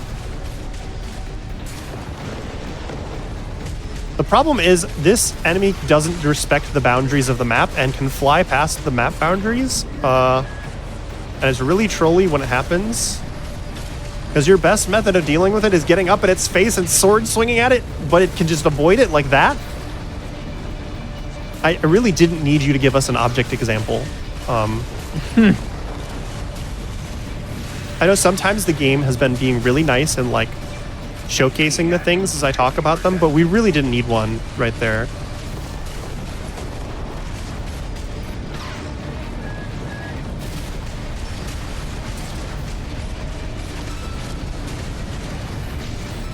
I was a little low, but I was out of energy. I thought I was high enough to hit that. That's unfortunate. We just lost a pretty decent chunk of damage. Because normally when you start your sword swipe, your AC will automatically do a little bit of a boost towards the enemy, and it can do a vertical boost if you're a little bit below. So I was expecting that little bit of an upwards movement, and then that would make the sword contact, but it just didn't happen. One of the nice things about this boss is that it stays staggered for very long. So if you get a stagger and a sword strike off, and then you land to get your energy back, you can usually get a second sword strike off. Okay, I need to be a little bit more careful here and tank less damage.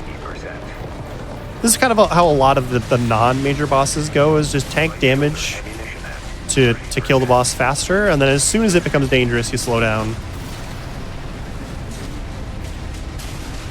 Press the advantage, 621. You've come a long way since your crash landing on Rubicon. Show them. Right-hand ammunition. Crash landing on Rubicon. Okay, I'm accidentally picking up some stories. Some things are happening. That is the opening cutscene. Okay, never mind. I picked up nothing.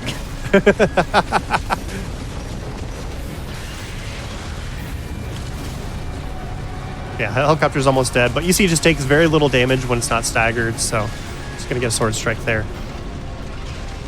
And then we get our favorite type of mission. Adef, can you guess what the favorite type of mission is? This Escape is sarcastic mission. favorite type of mission. Oh, escort mission. Close, but no. Looks like Capture the flag. What is it? fog's cleared. It is a quite literal missile defense. Get back to Oh, There's an 3 missile auto-scroller. launchers, and you just gotta defend them. An auto scroller.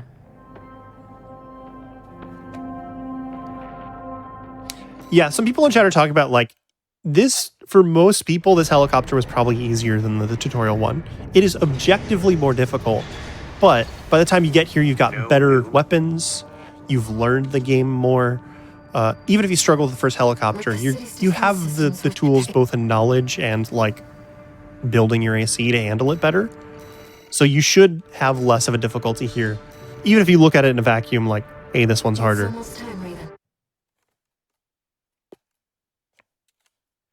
So we got the missile defense. One of the nice things here is if we go fast, killing the final wave, more missions need to do this whenever it's a wave defense. When you kill the final wave, mission ends.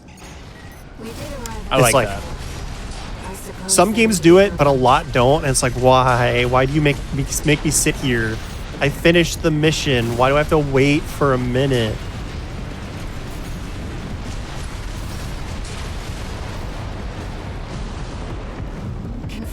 And the timer also doesn't start until you kill those opening enemies, so you really want to kill them quickly.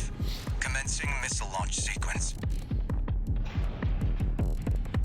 Oh hey, the missiles didn't take much damage. Because they do actually take damage in that opening sequence. Doesn't talk much, but he knows his stuff. Look how pretty this AC is, Adolf. No time for pleasantries. We've got coyotes to deal with. Oh, I love it. It's giving Evangelion, for sure. Yeah. But not for long.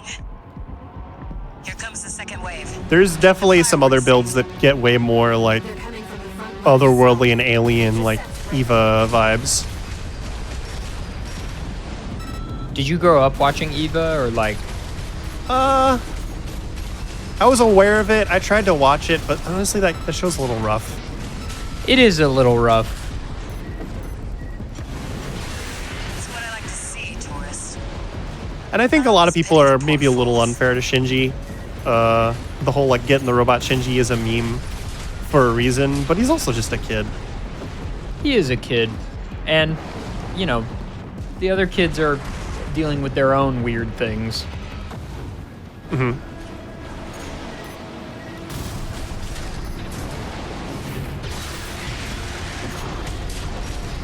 They're coming from the bridge. I think part of the reason why I never really finished that show, though, is just that universally so many people just hate the ending. And once I became aware of that, it's like, well, why spend the time on it? Yeah, that's fair. I mean, if you watch End of Evangelion, I quite like that. It's also nuts, but... Try to take out these helicopters, because as you would expect, killing them takes out all of the things that they drop. It was a little bit faster and protects the missiles a little bit more. You only need one missile to survive, but, you know, when you're speedrunning, you try to protect all of them as like a personal challenge. On these types of missions, like trying to one-up yourself of like, what's the least amount of damage I can get through this mission with the missiles taking? These machines look different. Toy box Max. One of our spicier products. Take them out. I love just running around on the highway. Right shoulder ammunition at 50%. Also, the water looks incredible. Oh yeah, the graphics in this game are great.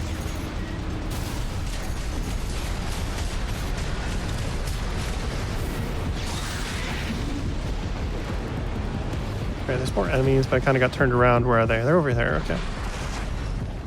Missile launch sequence at 50%. Chatty's almost ready. Don't fail us now, tourist. We're coming from 3 directions at once. We got more toy box mechs. Don't let any through.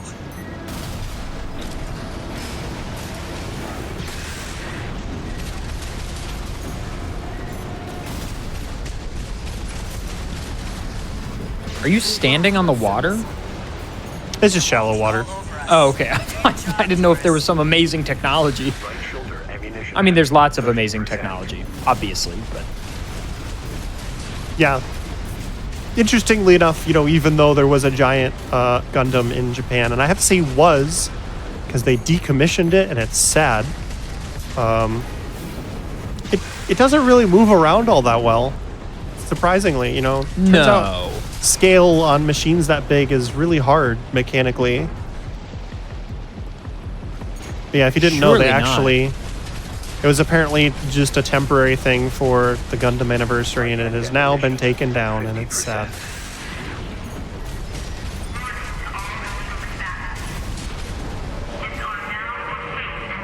right, so this battleship, we took out one of these earlier. We're seeing these a lot more often now.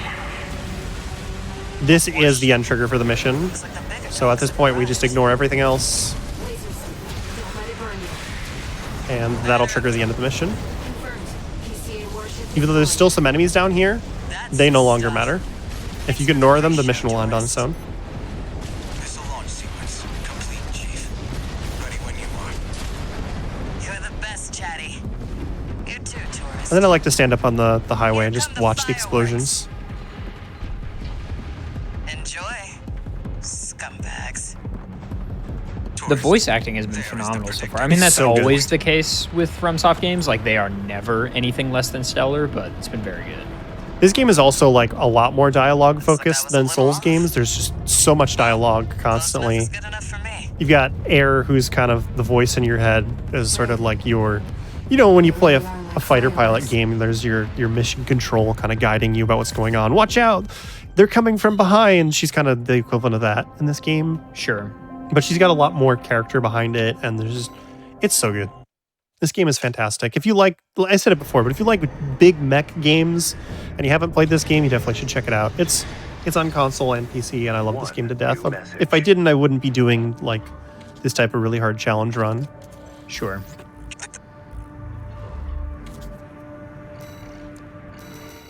That is not the mission I want to take. There are 2 missions here. That one is way worse. Not gonna do that one. That one requires you to fight like 3 really high-powered ACs in the same mission. 2 at once, and then 1 in a really, really small room where you don't have a lot of time area to dodge, and it's a giant pain. So instead, we're gonna fight the Cataphract here, where the whole gimmick here is there is a tiny point in the front where you see there's like a little AC on the front of the tank hanging down in between the treads. The only way you can damage the Cataphract is by shooting that little aft body of an AC right there. And it has a nice little charge forward attack. So if you hang out in front of it for too long, it's going to jump at you. And this is the part where this being the tutorial AC becomes really difficult because we're not very mobile. And the Cataphract is way more mobile than us. So staying in front of it can be pretty hard.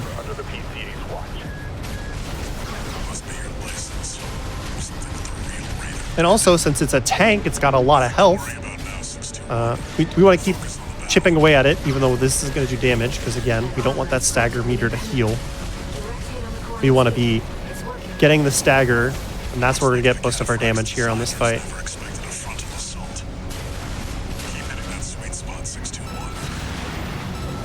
I only got I think I accidentally charged my sword there, and I only got the single hit. That's okay.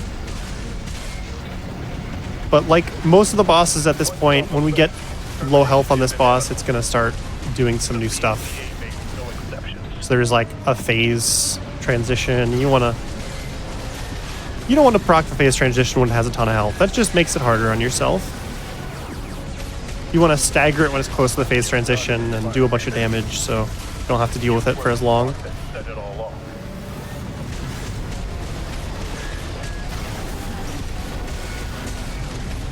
Let's, oh, come on, stagger, stagger. Oh!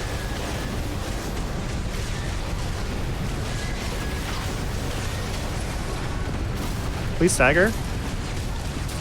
There we go.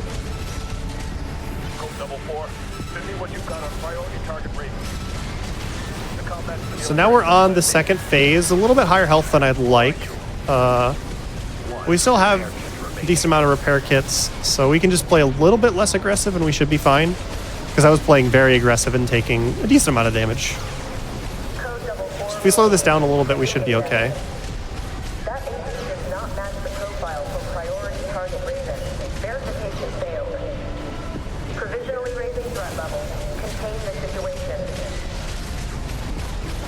1-8. Whoever this is not Raven.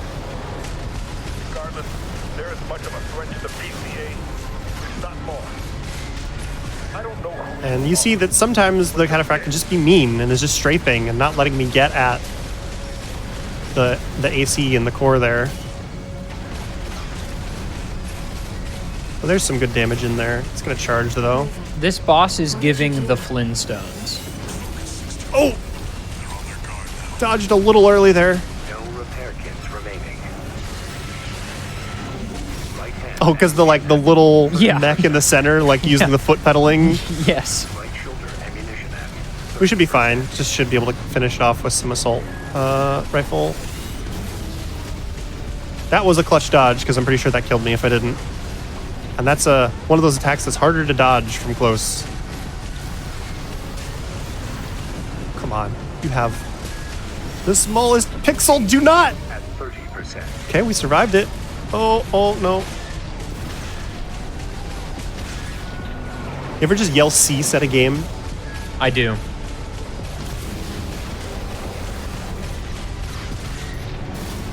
We're making this more exciting than I was planning on. It would be great if you didn't stop. If you stopped turning sideways. There we go. That was one of those situations where I was really close, and the timing to dodge that giant laser close is much harder. So I was trying to boost forward to get to its side so it would miss, and I just dodged right into it. Forget about this Raven character. Borrowed licenses are always trouble. We only have 700 AP. That's like, well, 701. It's exactly 700 more than we needed.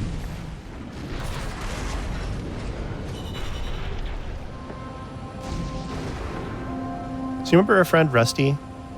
We love Rusty. I've been told that we stan him. Yeah. Well, you'll get another reason why we stand Rusty in this mission. Okay, good. We could take our break here if you want. Yeah, this is a good time for it. Okay, gamers, everybody stick around. We'll be right back with more Armored Core low percent, more GDQ Hotfix, more Railcoon, and more Challenger approaching right after this. Stick around. One new message.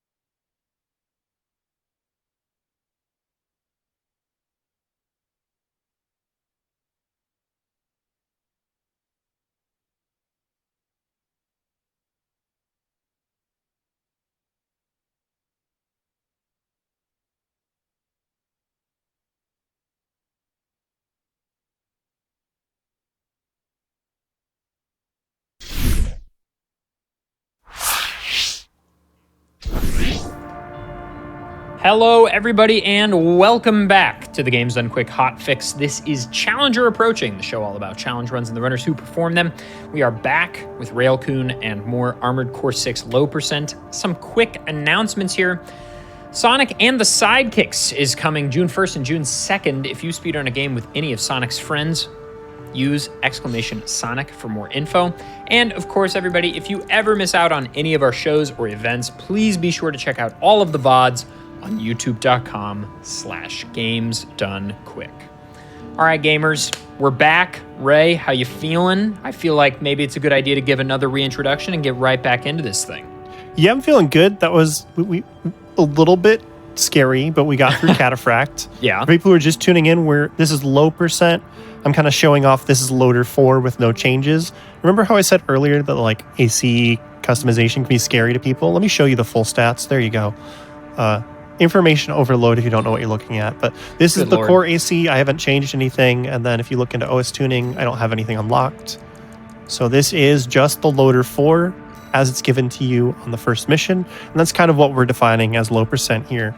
When we get to the end of chapter 3, we're going to make an exception because I don't want to make you guys sit around for 40 minutes while we kill the ice worm. But yeah. So we were talking about how we're going to get to see our good buddy Rusty again. Our friend, our pal, our guy. And we're going to attack the spaceport, take out a bunch more of these destroyers, the warships. And then we'll have that. Remember how I was talking earlier how there's going to be another fight against 2 ACs, but we'll have a friend with us. Mm-hmm. Rusty will be our friend. We'll get to 2-on-2 with Rusty. Let's go. We stand Rusty around here. Patch me in. I'll gauge the situation on your end before I jump in. Hey, buddy. So the first part of this mission, we just gotta manage my energy a little poorly there on accident. We just gotta take out these destroyers and then the warships, and then Rusty will come join us afterwards. Code 5, target confirmed. Moving to intercept. I have said this many times on this show, having FromSoft games on, but there is truly no one in the games industry doing skyboxes to the level that FromSoft are doing. Skyboxes in this game are gorgeous because, like, the intro cutscene lore that we haven't really talked about, but it's like the base premise of the game is that there's like this resource called coral on this planet. It's like this allows us to power like ridiculous energy generation, but it's like only on this planet. But like over mining it and using it too much caused a disaster called the Fires of Ibis, which just washed this entire planet in a giant firestorm. So you get these red boxes. There's parts where you see the sky is glowing with this eerie red stuff in the distance, and it's so gorgeous. It's so pretty. They've got warships heading your way. Hold out till I reach you. There's the catch. Resupply while you can, 621. I'm going to resupply here just because it'll despawn some of the enemies that are chasing me. Because these two are going to attack here. And having those enemies, they're kind of shooting at me at the same time can be kind of annoying. But just triggering that cutscene for the resupply, even though I didn't really need it, just makes them go away.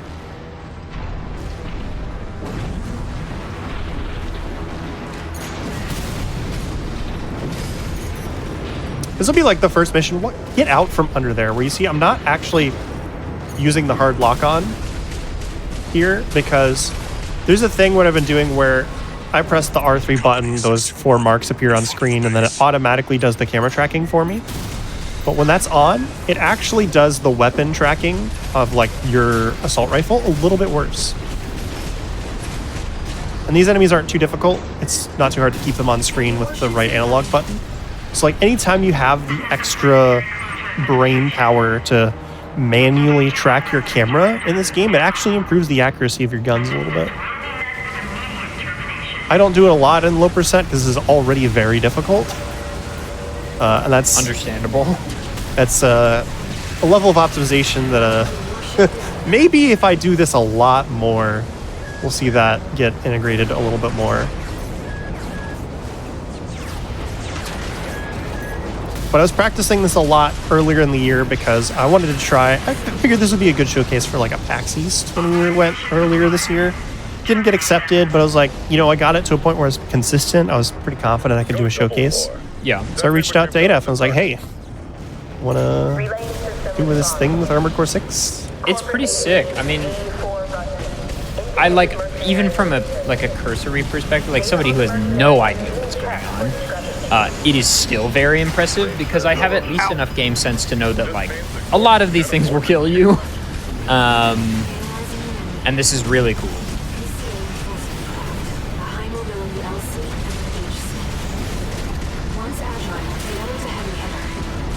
You see there's 2 health bars at the top. And I'm a little bit unfortunate here. This is a little bit luck. It's not consistent which one Rusty goes after. But obviously, if you can both gang up on one with Rusty, that's really good, and what I try to do. But he picked the other one this time.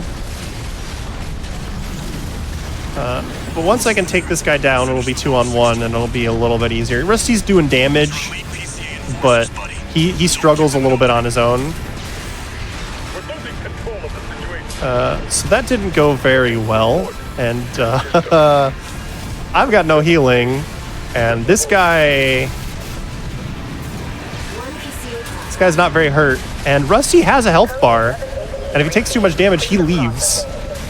So you can't take this too slow, otherwise then you're 1-on-1 and you're out of resources, you know. So I do want to try to play this a little aggressive, but not like too dangerous. And yeah, we're already losing a lot of health. If we get a stagger, he is in kill range on a stagger.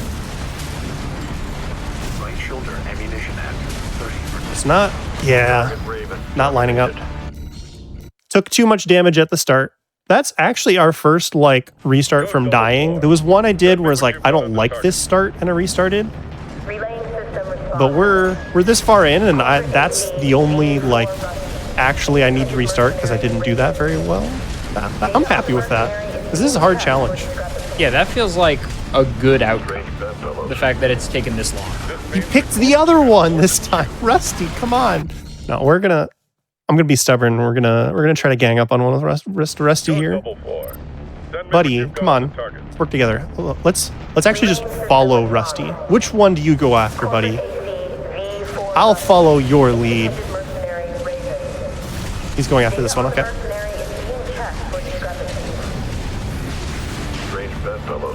He's switched! Rusty! Rusty's not being a bro right now. I don't like to hear that.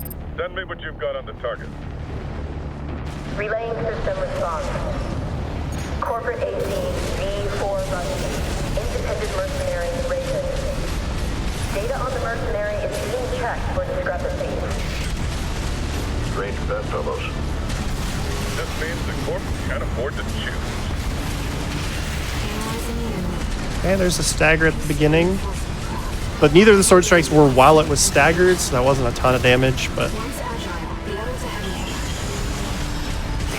Ow! This sword is just a pain. This is the one I try to go after first, just because that sword strike is super annoying. You see just how massive that sword is? I say as I clench audibly. Audible clenching? Yeah. I'm sure you know what I talk about, like when you're like, you know? Okay, where is the other one? Hi. He was above me. That's kind of scary. He could have been shooting at me. So Rusty didn't want to play along. He didn't want a 2v1. It's fine. He's just a little shy today. We can't be mad at Rusty for too long. It's Rusty. He's a homie. Yeah. He's camping around these crashed ships, which is really annoying. Move out into the open.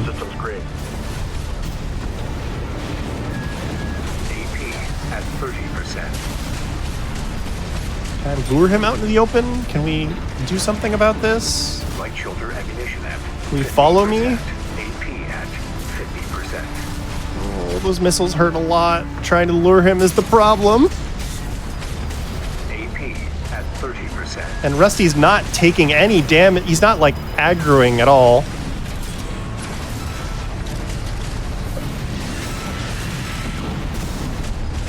Right. Yeah. So this is kind of what I was expecting to happen at some point. This is just... I mean, the why way you pitched the challenge to me and the way I understood it, I'm surprised this hasn't happened more. Corporate AC Yeah. V4 Rusty. Independent mercenary Raven. Data on the mercenary is being checked for discrepancies. Strange bedfellows. Just means the corp. This is just really showcasing, like, the AC we're using right now is not mobile. These enemies are so much more mobile than we are, Right. and it's a problem. One's agile, the other's a heavy hitter.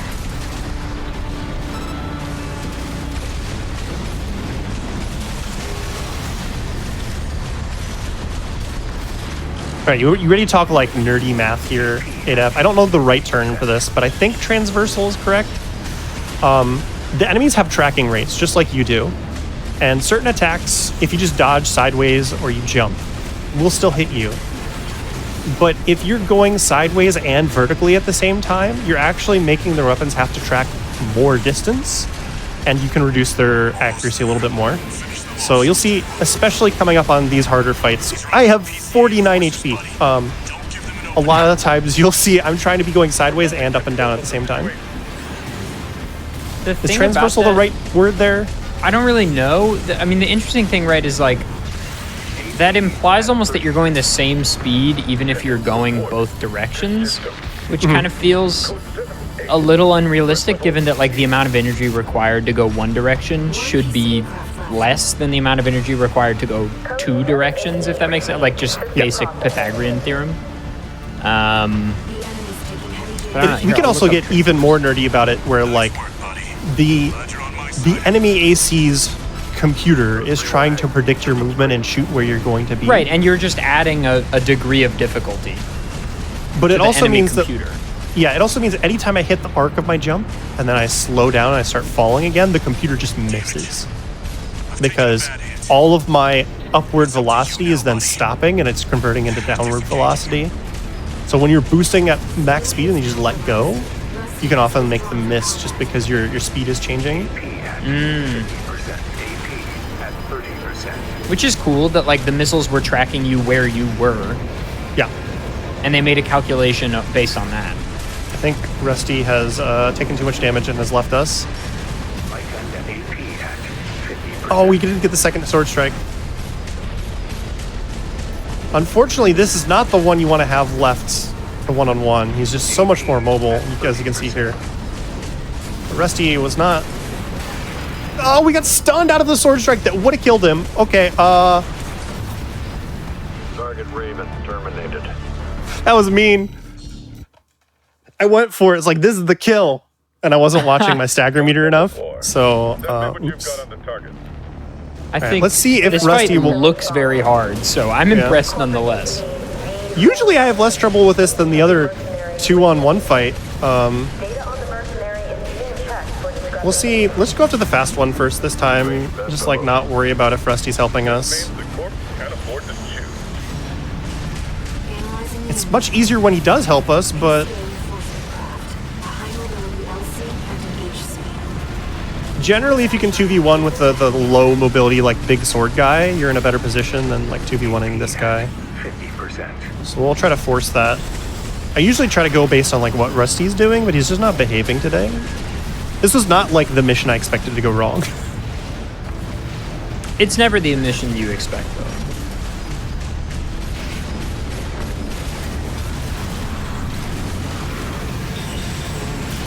He just dodges the sword strikes. And like the sword strike is the majority of my damage at this point in the game, so.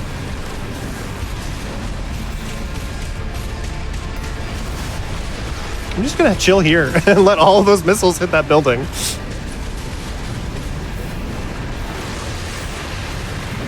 enemy's taking heavy damage. Nice work, buddy.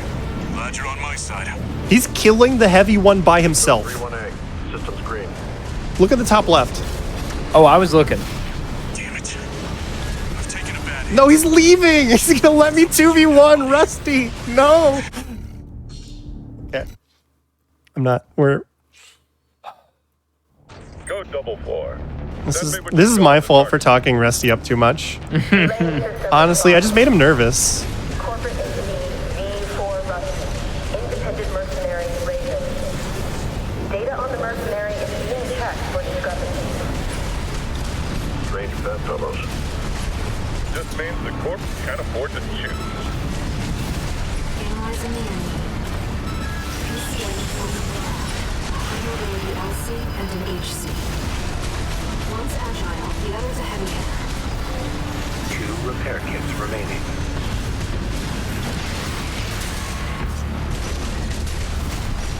Almost there. Dodge the missiles. No. Trying to get the missiles on them while they're staggered is also a pretty big damage increase. It's not as much as the sword, but it's still. They take increased damage from everything when they're staggered. Which is pretty typical from Soft. Sending report to system. We're in better health position this time. Where is it? There you are. Threat level. Rusty, I need you to hang on better this time. One PCA craft left. And take some of the aggro. Code 780 received. I fly up and he immediately chases me. AP hacking. Alright, yeah, he's shooting at Rusty a little bit. It's good. The enemy's taking any damage. Nice work, buddy. Glad you're on my side. Code 31A. Systems green.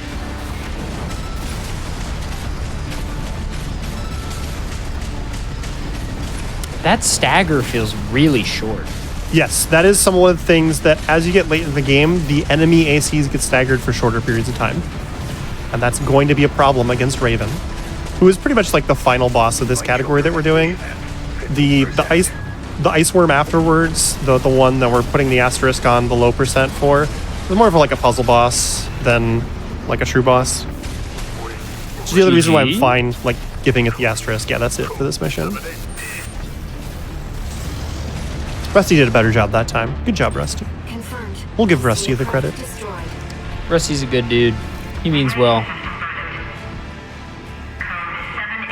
Yeah, the ice worm, it's like, that's why I don't mind putting the asterisk on it for a showcase, because that fight's not like difficult. It's more of like a puzzle. And once you learn the pattern, it's I'm not picking up too tough. something. Oh, right, I should get up here. I've sent you a marker. There's something there. Because it's going to introduce the ice worm, and it's supposed to be really dangerous because you just finished a really hard fight. I imagine they left this hill for you on purpose, but being down there is not a good idea. It's underground. But look at this boss design. What? What? What is that thing? That looks so sick. Is that another PCA weapon? That's the last thing we're going to fight in Chapter 3, so It's an autonomous sea weapon. look forward to that. I can't But unfortunately, get on it. it's a really cool reveal and a cool moment, because if you're down on the ground, Staying alive, 621. it's really dangerous to be down there right now, and you have to like barely try to survive. But you knew to move. Yeah, I knew to move, and also you just gotta wait if you're playing this again.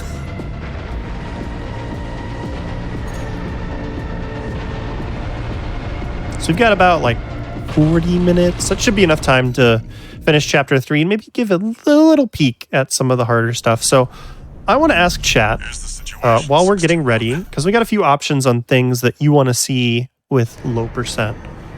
These are all things I could beat, but no promises. We've got the true final boss. 3. We could do the Ibis weapon at the end of Chapter 4. Or I could show you kind of the mission in the middle of Chapter 4, like the delve in and fight the big enemy in the cave. I don't remember what it's called after you fight Guazu.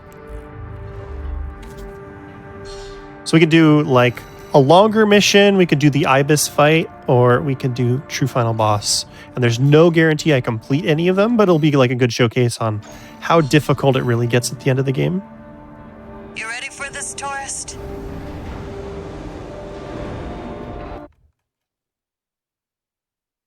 How much can the AC bench? Main system. How heavy is an AC? Combat mode.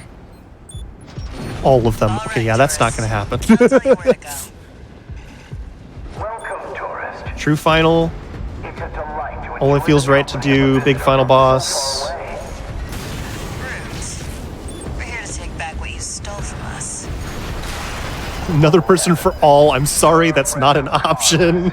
True final. Okay. Make sure you keep Unless we get a those bunch of businesses. votes for other things, it looks like we'll do true final boss. A new friend from afar, just for me. Did you really anticipate anything else? No, but the Ibis weapon is pretty iconic, so I thought maybe some people might go for the Ibis weapon. Yeah, true final, true final. Waiting for you, friend. Ibis is fun, but true final boss is thematic. Yeah, that's true. I do hope I'll keep up, but the Yeah, I think it's pretty unanimous at this point. part of the fun. 2 repair kits remaining. The enemy's deploying a shield. You'll need to get behind it. So one of the things I haven't mentioned is that when you run out your energy, oh, jeez. It gives you a cooldown, and then it comes back with a little segment of your energy back. Could you stop? Help me with my R&D. So when you're flying over a large section, what you can kind of do is, if you don't have enough energy to make it, then We should keep you an eye can out burn for out your traps. energy on They'll be much purpose, more dangerous in tight and you'll get a quarters. chunk of it back, and then while you're still like kind of hovering in the air, you'll regen a little bit.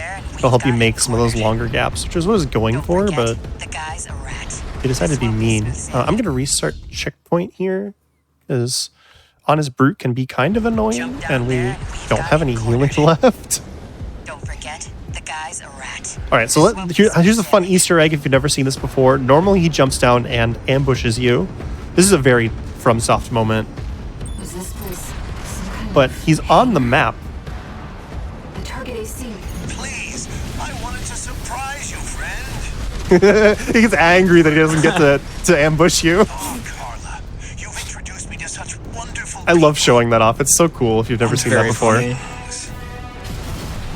We want to lure him down here though, because there's less stuff in the way, and this is very much a circle strafing fight. That flamethrower you really don't want to let lay into you. Built that AC at RAD, tourist. Don't underestimate it. But this is also an instance of, I'm trying to bait it. This guy is going to read your inputs for melees. And if you're close enough and you melee, he'll assault armor you sometimes. Remaining. He didn't do it that time. So what I'm trying to do is get close while I have enough energy to where I can start a melee. I'm going to stagger him first this time. And then dash out of it. So he starts to assault armor and we can bait it to miss. And that is very important against Raven coming up. He tried to melee me that time instead. Come on. He's not using it. But I can't be aggressive while assault armor is available, so I'm trying to bait it. There we go. That's what I'm trying to bait. While he's able to use that, you can counterattack your melee with it, and it will instantly stun you. And he also has the chainsaw. So if he assault armors into chainsawing you with the loader 4, you're probably dead. Let's trip the light, fantastic friend. And that kind of like baiting enemy attacks because they respond to your melee attempts is going to be very important on the Raven fight, which is like the hardest fight on this this run that we're doing. AP at 50%. And there's a second one.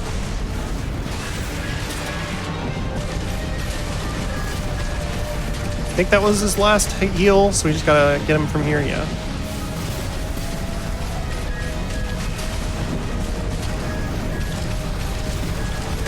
Please let me melee you. Oh, he dodged it. He got me with the vertical movement, Adaf. Something transversal. Yeah, normally abusing vertical movement is really good against enemies in this game, but some of them like to use it against you, and it feels kind of mean. It's like, hey, that's my trick. Don't use my own trick against me. Enemy AC is silent. Looks like he's dead. Good. All right, tourist. I'll see about retrieving our secret project. I see somebody in chat saying they want to see a professional destroy what's destroyed them. I'm sorry, there's no guarantees I'm going to beat the true final boss. I have beaten it under low percent, but it is not consistent.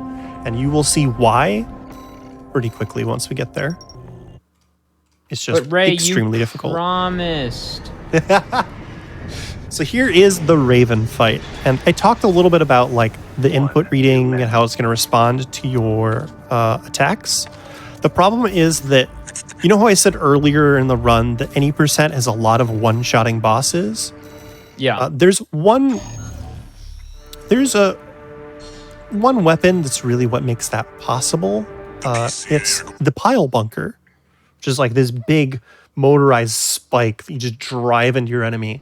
So Raven here has the assault armor, that big explosion of energy, and if you're close to it, it will instantly stagger you. And he has a pile bunker. And if you let him hit you with the assault armor, he will follow up with a charged pile bunker, and the Loader 4 does not have enough health to survive the assault armor pile bunker combo, and you're just dead. So there's the pile bunker attempt from him. He also has songbirds, which are very, very powerful grenade launchers. He's got these missiles, and he's got an assault rifle. And of course, since we're this far in the game and this is an AC, he has 3 health packs. So I'm going to focus up a little bit here, and hopefully at this point, it should be pretty clear why this is difficult. Yeah, good luck. But this is just a really intense fight.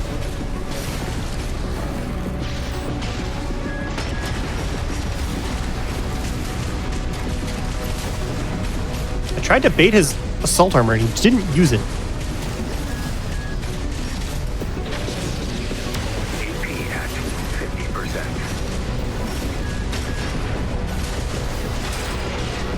The second one missed! Come on!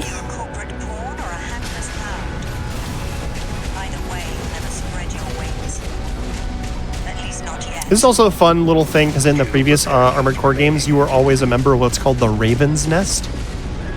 And all of your handlers would call you Raven.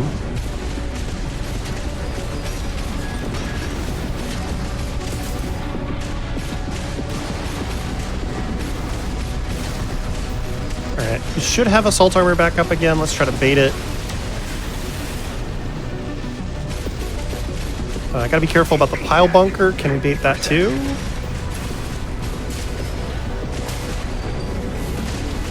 No, he doesn't want to pile bunker me right now. Oh, I got grenade launchered from up close.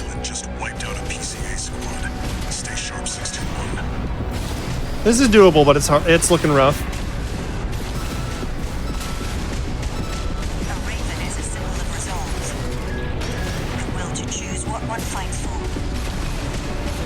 If we take too much damage, I'll restart it, because we messed up a little bit in the middle there. Yeah, let's just restart that. That wasn't the cleanest, but you should get an idea of what I'm going for. We're trying to dodge the missiles, because his missiles are constantly chip damaging you, and you have to get the right time dodge to not get hit by the missiles. You don't want to be living too close, because his assault rifle tracking is better than yours. So he's just going to do more chip damage with the assault rifle. You're trying to bait the pile bunker and the assault armor and dodge all the grenade launcher attacks. There's just so much you're trying to track at the same time in this fight. We're not here to take back the Raven name. However, we will see if you can. One of the other things is like trying to not be on the ground or having be above you when he shoots the grenade launcher, because the songbirds have a pretty big AoE. So trying to get him to shoot them up in the air, it's way easier to avoid all the damage.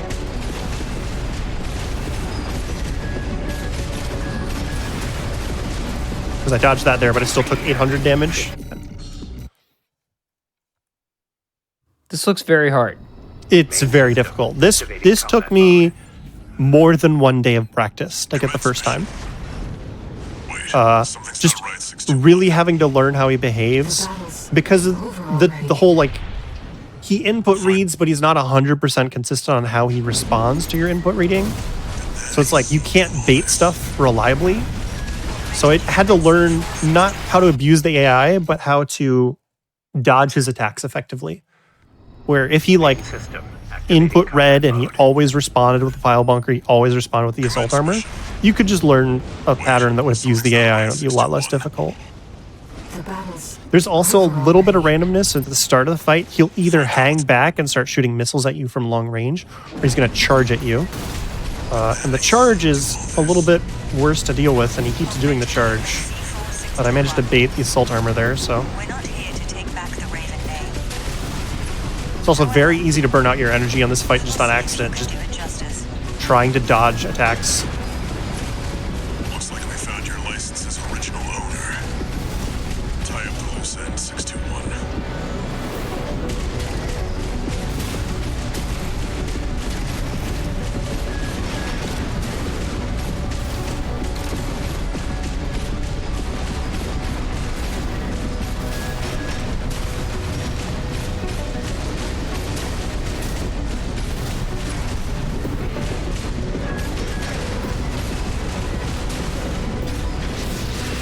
Oh, it was back off cooldown! No!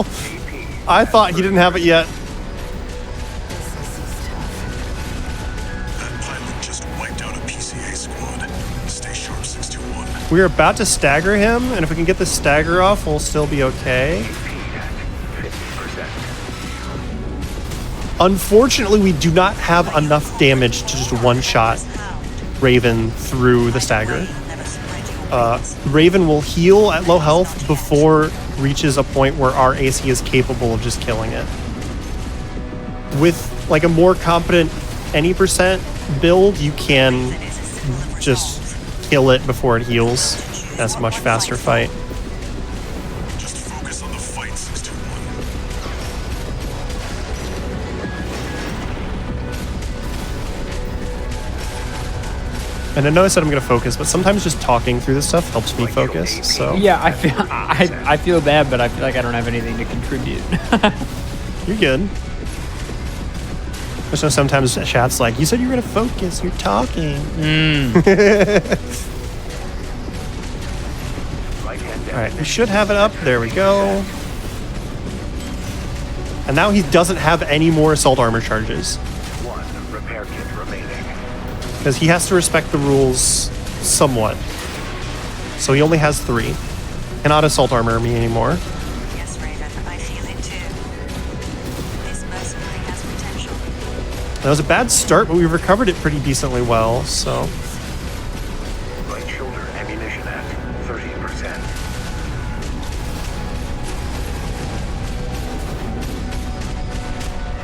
No repair kits remaining.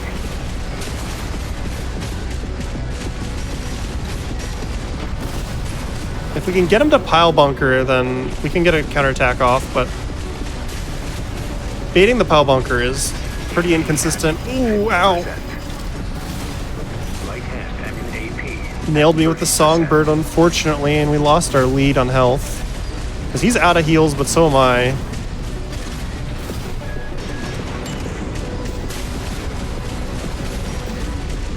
Right shoulder ammunition at 10%. We're low on ammo, so I'm going to try to chip down a little bit more until we're out of missile ammo. And see if we can get the stagger.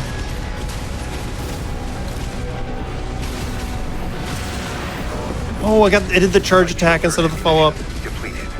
Ooh, scary. We're out of missiles. It's possible.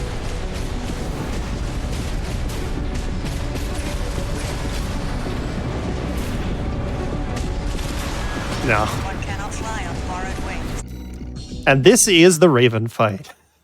This looks very hard.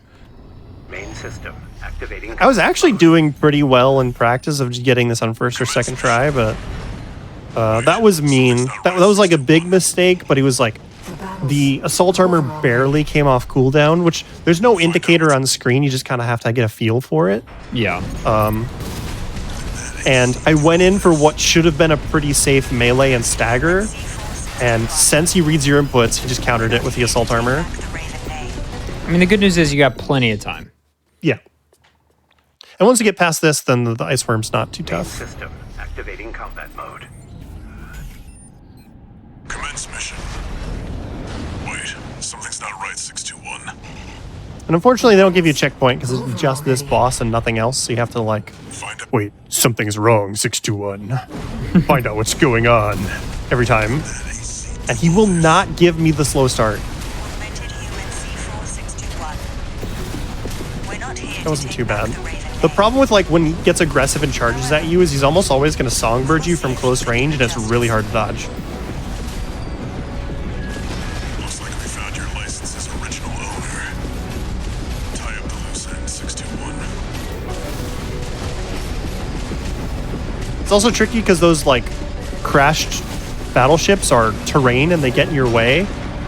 But if you fight on this side of the arena away from them, you're cutting away about half the size of the map. So you're limiting your ability to move and dodge, which is really what you have to do to take advantage of dodging these attacks. Oh, that was a really good shot. I'm actually kind of surprised the AI hit that. Just wiped out a PCA squad.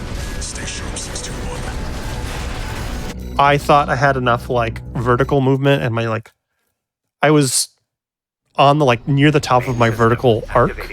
So I thought that changing my velocity would mean that he would miss the grenade launchers, so I didn't dodge, and then it hit me. Something's not right, 621. Ray, you're doing great. Chat room, can we get some love in the chat, please? Ray is absolutely killing this. I could not even imagine doing one boss in this game, let alone this one at this level. That's a slower start. No, it didn't get. He tried to pile bunker me. Can I get the assault armor? However, we will see if you can do it justice. No. I burned out my energy on accident, didn't assault armor, and just counter pile bunkered me. Just, that's the go away from Raven. Wait, something's not right, 621. The battle's over already. That's the other issue, is that like the assault armor is really long cooldown. You can bait it out and be relatively safe for a while. The pile bunker is pretty short. So if you manage to bait out the pile bunker, you don't have a big opportunity to capitalize on it. We're not here to take back the Raven name. However, we will see if you can do it justice. Looks like we found your license's original owner. I gotta focus on dodging the missiles more, because I'm not doing the best job.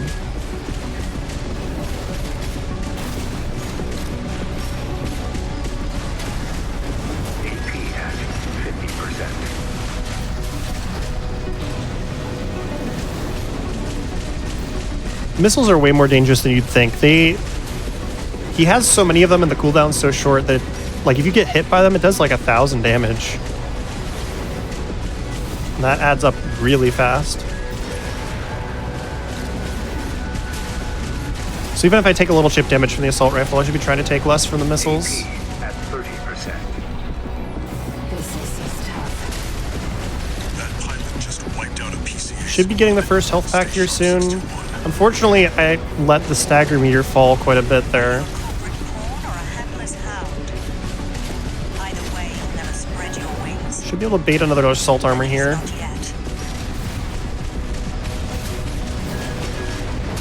AP at 50%. Just doesn't want to use it. Should be off cooldown by now. AP at 30%. One repair kit remaining. Light shoulder ammunition at 50%.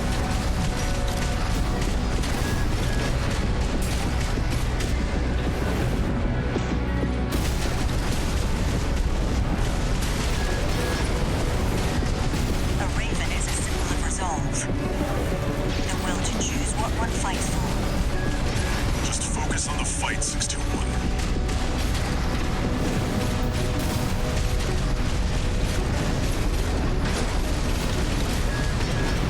I should have counter melee'd there, but I actually didn't know if you had assault armor. Doesn't look like you do. Light shoulder ammunition at 30%. This is very close. AP at 30%. Yes, Raven, I feel it too. Alright, we're both out of heals. Has potential. The will to choose.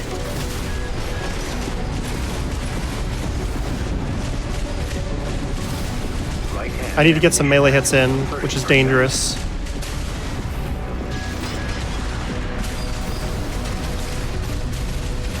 AP at 50%.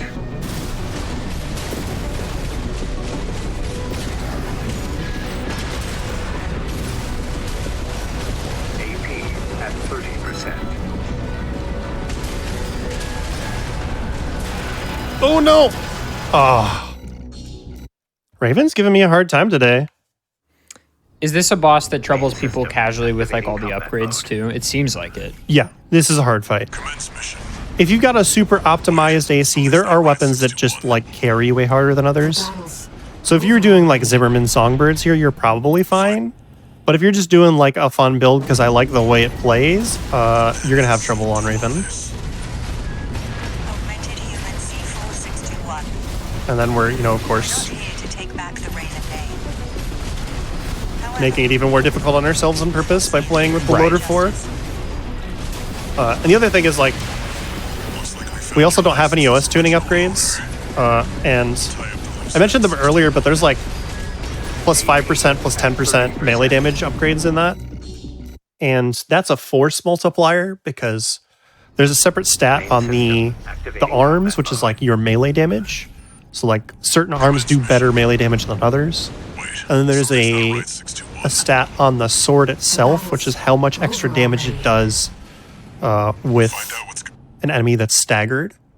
So when you have plus 15% melee damage, plus the arm bonus, plus the bonus from the sword, it winds up doing a whole lot more extra damage than you would think it would.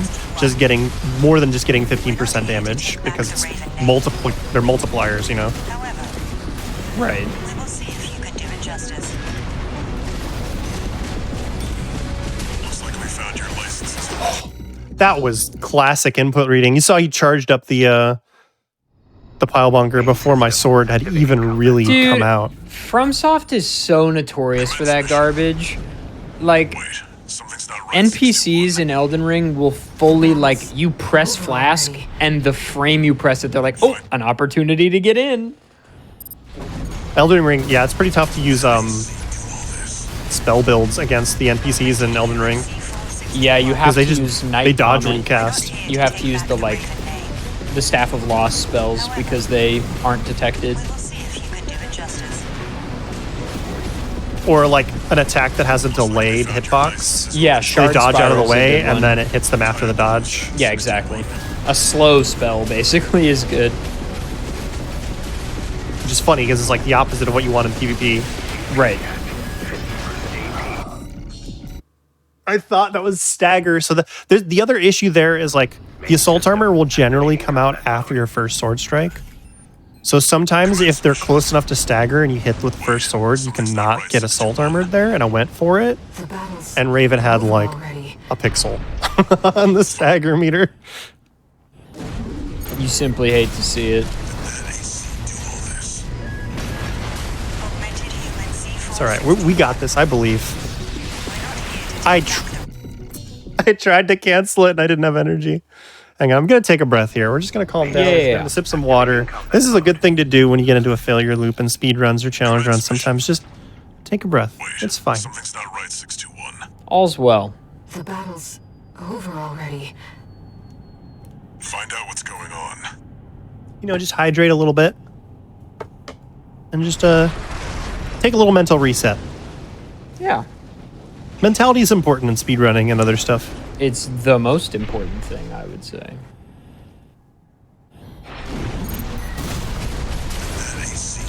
He's just not giving me the slow pattern. Augmented human C4621. Okay, we managed to dodge the songbirds, but we had to use all of our energy to do it, so please let me regen it. Thank you. However, we will see if you can do it justice. Looks like we found your license's original owner. Tie up the loose end, 621.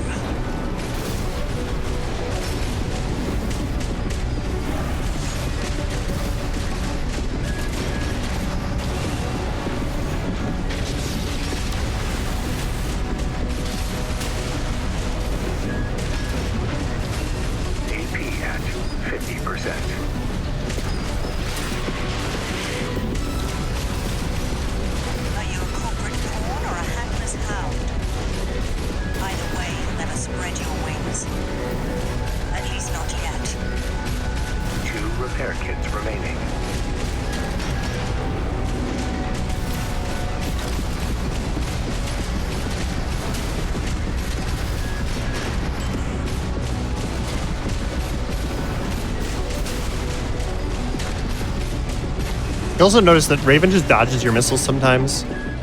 It's hard to get consistent missile hits.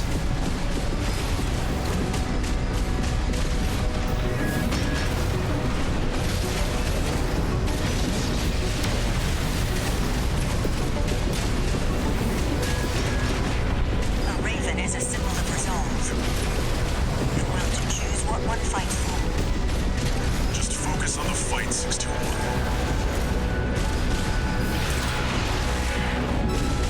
AP at 30%. Ow! That pilot just Oh, wiped God. out PCA squad. Stay sharp, 621. The Songbird into the full missile salvo did like 4,000 damage. Yes, Raven, I feel it too. This mercenary has potential. Well, we ran him out of health packs. The will to choose. Right-hand ammunition at 50%. AP at 50%. At 30%. That's so unfortunate. Raven used a PAL bunker instead of an assault armor, so I thought it was still on cooldown. I went for the counterattack while the PAL bunker was down. Alright, we got a few more attempts here, and then Main system. we will be out of time. So hopefully we can get this. Like I mentioned earlier, the ice worm isn't super difficult. If you want to see people who do it under like low percent conditions, there's a bunch of YouTube videos of it. It takes like half an hour. So I was never planning on doing the full low percent ice worm on the show today. Just it's long and boring. Augmented human C4 But I hope people enjoyed this, whether I get Raven or not. I want to get Raven. We're gonna. It's been we're gonna super try. enjoyable. This has been great. We'll see if you can do it justice. And it's also just a little look into like challenge running. Even if there's not like a rule set and you want to do a challenge run, just go for it.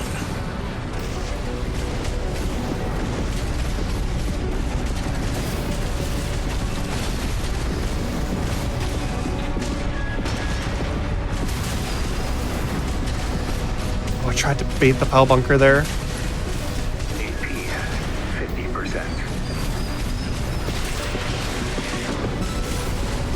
I did a couple melee cancels there trying to get the PAL bunker, and he just didn't use it. So Either way, you better spread your wings. At least not yet. 2 repair kits remaining. when he doesn't input read you and just lets you attack him, I'm not ever going to complain too much about that.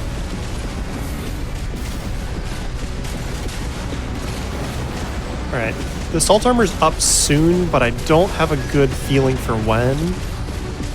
So I'm just gonna keep trying to bait it until he uses it. The will to choose what one fights for. That's the plan here. Just focus on the fight, 621. Unless I get a stagger, because we're pretty close. AP at 50%. There's the assault armor. Light shoulder ammunition at 50%. AP at 30%. Oh, we missed! That pilot just wiped out a PCA squad. Stay sharp, 621.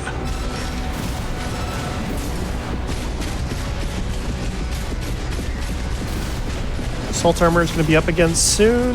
There's the last repair kit. This mercenary has potential. The will to choose. There's the last one. Right-hand Got a good amount of ammunition, stagger built up. 50%. Right shoulder ammunition at 30%. Oh, it completely reset the stagger. None of those shots hit. It's unfortunate.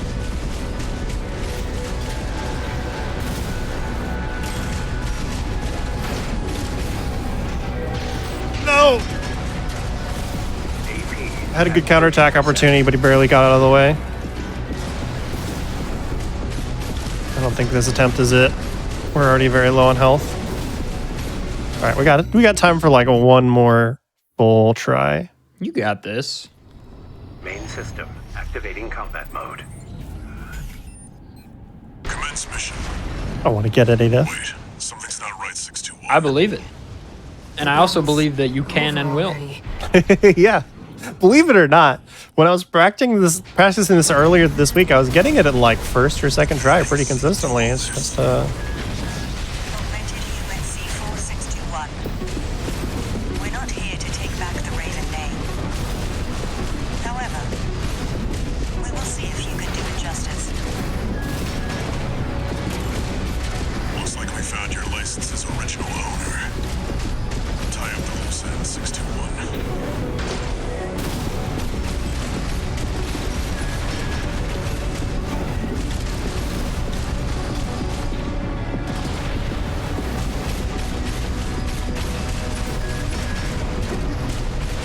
we dodged into the explosion, unfortunately. AP at 50%. Oh, that stun! AP at 30%.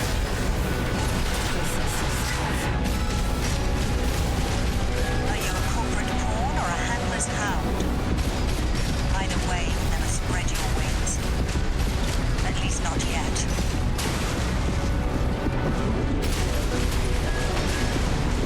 AP at 50%.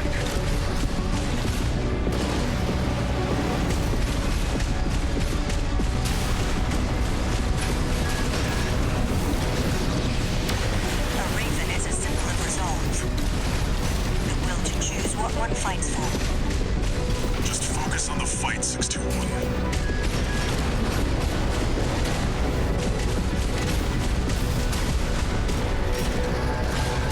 Hey? If we can get the stagger, we're in a good position. Light shoulder ammunition at 50%.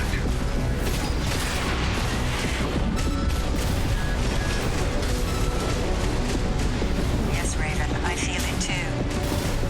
This mercenary has potential. The will to choose. Right hand ammunition. AP at 50%.